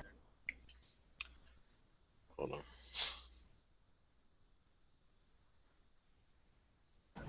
Fucking hilarious.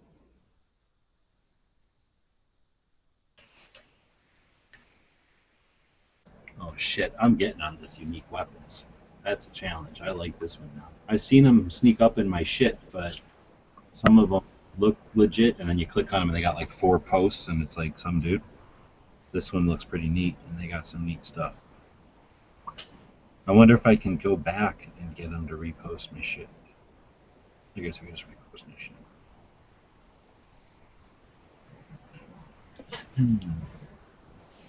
I'm thinking tags are the best way, right? Because that'll always be in there, like, someone took a photo of you. I've been tagging the shit out of stuff since I kicked it into gear, and yeah, I think they're fairly effective because, like you say, no matter what, some of the guys will just, they're like taking over a hashtag, so they'll just go to that hashtag, scroll down, find any picture they want from any time, and then like it, and then boom, repost it. It's really simple. So yeah, I figure anything that looks good from the distance is going to have a potential of getting grabbed. Damn, I really like this one. This is a cool page. You follow this one, I'm assuming? Unique Weapons? Yeah. I'm going to start. This one's pretty. Oh, is this my cop? No. Whose cop is this? Ill-mannered gun runner. Son of a... But he doesn't even watermark his shit. 14,000 likes. And he gets 1,000 likes a week on this picture. Watermark his shit. This is mine. No, it isn't mine. Fuck. Some guy took a picture just like I did, or else I took a picture just like him.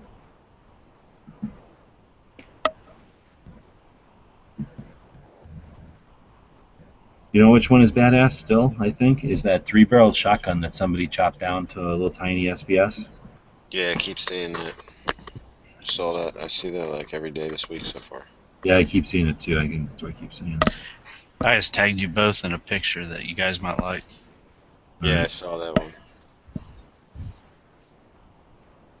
You know what? I've been thinking about those. I need to get with Huck on that. Huh? We'll tag you. Doing some project like this here. Oh, you got the Instagram handy? This is an excellent chat for people because we're all digging into Instagram on our phones and chatting with each other and not sharing any of the links. So it's got to be thrilling to listen to this. Yeah, I guess that's probably why I like. Aggravated over Instagram, and it's like, okay. Well, I'd screen share what I'm looking at, but I can't get anything to screen share or my camera to come on. Why can't they make a thing where what happens on your phone happens on your computer screen, and then you could just screen share your computer screen to the Hangout, right? That would be cool. What about I've seen it on like TV where they'll do shit on their phone. Actually, my friends with Macs, I think, with the iPhones and shit, they can make what happens on their phone happen on their TV. Yeah. When I'm on YouTube and I'm in my living room, a button will pop up and be like, "Do you want to watch this on your TV?" And I'm like, "What? It's crazy." Chromecast. Oh, okay, so what about that? Well, I just want to play with some stuff like that. I don't know what these are. These are probably from something. But I just seen a couple of those when I was setting up my Etsy and stuff a while back. Like, people buy that stuff. Just, I guess, for cosplay or whatever. And I was just thinking about making some. The grenade launcher pistol things? Just some weird fantasy steampunk guns. There was another cool one today. I think these are real guns underneath everything, though. If I could find it, if I can remember. I mean, I don't know if that... Well, it could be. You could. Oh, you know what would be cool? Who's listening to this shit? How do we know? Go over here, click on this. There's 13 people watching. Yeah. All right, I'm going to type it because I don't want anybody to get this secret. So what if we took this? Can you read the side? Yeah, you can read the side. So you take that and you do this to look like the thing on this picture right here.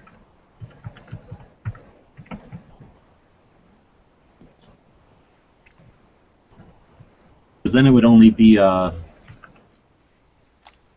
not a... Yeah, I gotcha. I don't know if it would work or not, but hell, that'd be kind of neat. And then make a thing like this. If it was only tiny pressure and it only had to be for fun or something, I don't know. Anyway. Oh, and then have you seen this guy, Huck? Let me see if I... Well, it's pretty useless for me to be in this chat, so see you guys later. See you, man. You can't hang with the IG, man. What happens on Instagram stays on Instagram. You got Instagrams in Hawaii. I've seen Hawaiian Instagrammers. Well, I just have my stuff for that children's book, and it's all tied into my email, so I don't know. I have to get a second email, different email address, and it'll get all mixed up and backwards. Can't do children's books and gun channels all. Can't mix them up. So I just added you guys in this other cool looking gun. I have no idea what it's from, but it looks badass.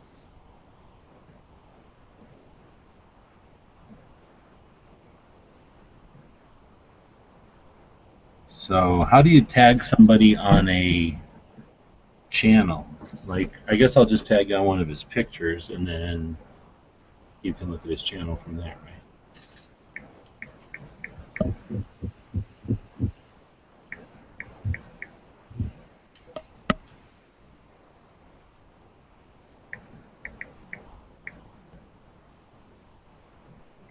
Alright, I just tagged you on this guy. Then look at his channel, though, and his other stuff. Dude, if you basically are already doing this. I feel like. Hasn't come through yet. Oh, I think I did it right. How do I, is there a way to verify? The last tag came through. Yeah, you got it right. Okay.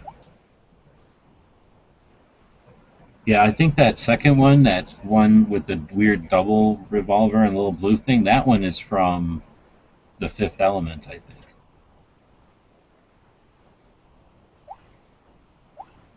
The one that looks like the thing could like flip around.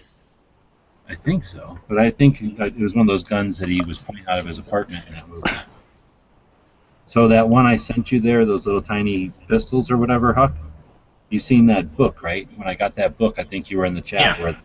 where you can make those out of just a bunch of flat pieces. Yeah, it's all brass. Yeah, or whatever, yeah. But yeah, probably brass. Anyway, do you see what those things are selling for? There's this, do you watch 2mm Pinfire? Yeah. That guy bought the AK. That AKs are going for like $1,000, dude. A freaking $1,000. And you could wail on one of those. You can make it look 1,000 times better. Do you know the AK I'm talking about? I think so, yeah. I'm going to go grab a picture of it and link you just in case. I thought there was one that was like 2,900. Oh, we're down to like 14 viewers. So I threw some bonuses in with your Tritium. Panther. Oh, did you? Oh, thanks. Yeah, you got a prototype pendant. My first ever made out of aluminum. And then there's some other random shit in there. Sweet. Thanks. Yeah, no problem, man. I'm glad somebody likes the Tritium. I mean, I know Marco likes it, but... Well, I was actually looking at buying something like that. I don't know what you guys on the ads. There's man, what is that company? There's a company that you know, where the ads pop up on different screens. Man, Modern something.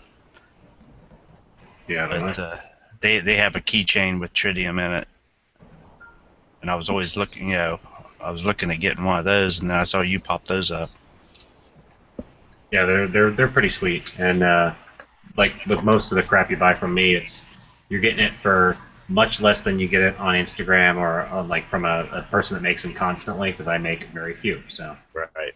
I sell them for different prices. Like Marco was asking about the fighting knives and the tactical knives earlier, file knives. Like you can go get those from pretty much any forge out there, like makes file knives. But I sell stuff a little cheaper because I make a lot less of them. I don't make it a constant thing. Right.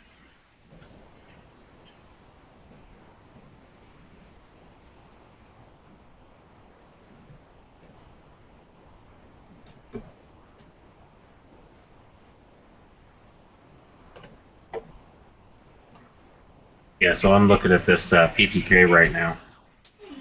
I'm thinking about the parts that are holding it together and how it fires, and it's about 2 hours worth of work, maybe 3. Yeah, I suspect there's probably a little, like, maybe 3 or 4 before you get the learning curve, figure out how to make the springs work with each other, where the little catches are, or whatever, you know? It's the drilling, the drilling the 2 or 3 holes that's the hard part. Yeah, like knowing where to stick them and whatever in relationship to each other or something, maybe.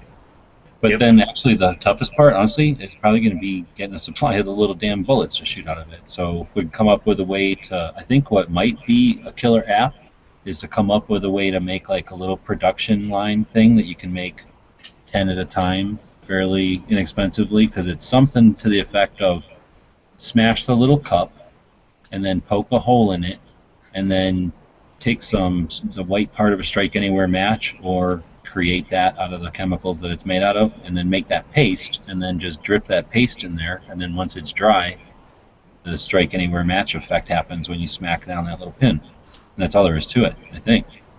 They might make a little anvil or something in there to make that happen more reliably or something, but there's got to be some way, because that book explains a couple of ways to produce them. So I'm thinking that's the killer app. If you could make a bunch of those, then, or at least buy them in bulk enough to make them worthwhile from some company where they make them, then yeah, the guns can't be that hard to make at all. They're nothing. It's like a cufflink. Yeah, it's like the least expensive or complicated part of the whole process. But the thing is, everybody's just either well, I guess not everybody, there's only a couple of people making them, but the people that made them for production were just making toys and making novelty nothing, so they're nothing. But then the guys that are making them are putting little fancy, work to it, and you can blow that away, I'm sure. Blow it away. Plus, why couldn't you make one out of stainless silver, maybe? Like the side plates and stuff? Yeah. Anyway. Yeah, I've got a whole bunch of pages saved from the in that, on that subject. But I just haven't gotten into actually cutting any out yet or trying to get the springs to work. That's as far as design and making the actual product, that's the hardest part, is like you said, getting the springs to work with each other and everything to line up. But seriously, it's like no work at all to make the gun. It's like 3 or 4 functions, I think. And it seems like the one guy is basically just shaping his to look, to emulate the look of like a Beretta or a Desert Eagle or whatever. So he's just having fun taking that same design and just manipulating it into the different shapes of the guns. He's not like evolving the design or nothing. He's just literally. They're all tilt up, single shot. Yeah. Yep. Whose chat is this? Mine. Oh, that's right.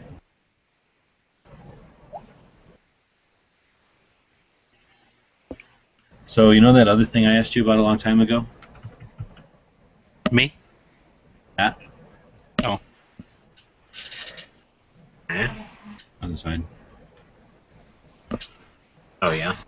So, I seen a thing where they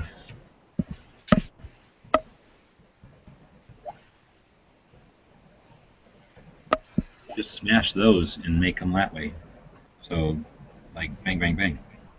Yep. I've got designs for multiple different styles from multiple different countries. Oh, okay, because I thought maybe that'd be... You remember, like, back in the day, at least I can remember, you'd go to, like, a bar, with your parents or whatever. Yeah. Those things? Yep.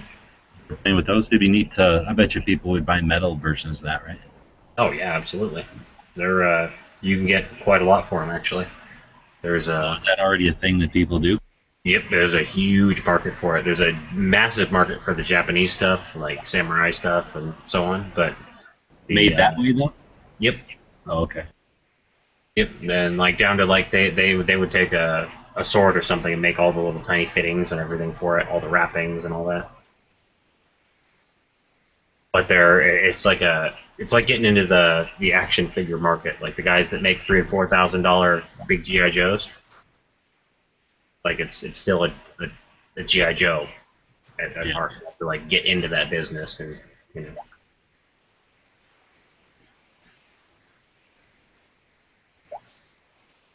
Well, shit, we didn't touch kittens or reloading, and we still managed to drive basically everybody out of here. What the hell? I gotta go too. I was about to say the same thing. Is that I need to get some work done. I've been chatting too much. Yep. You guys have a good night. Yep. Thanks for showing up, guys. Shut it down. See ya. Yep. Bye.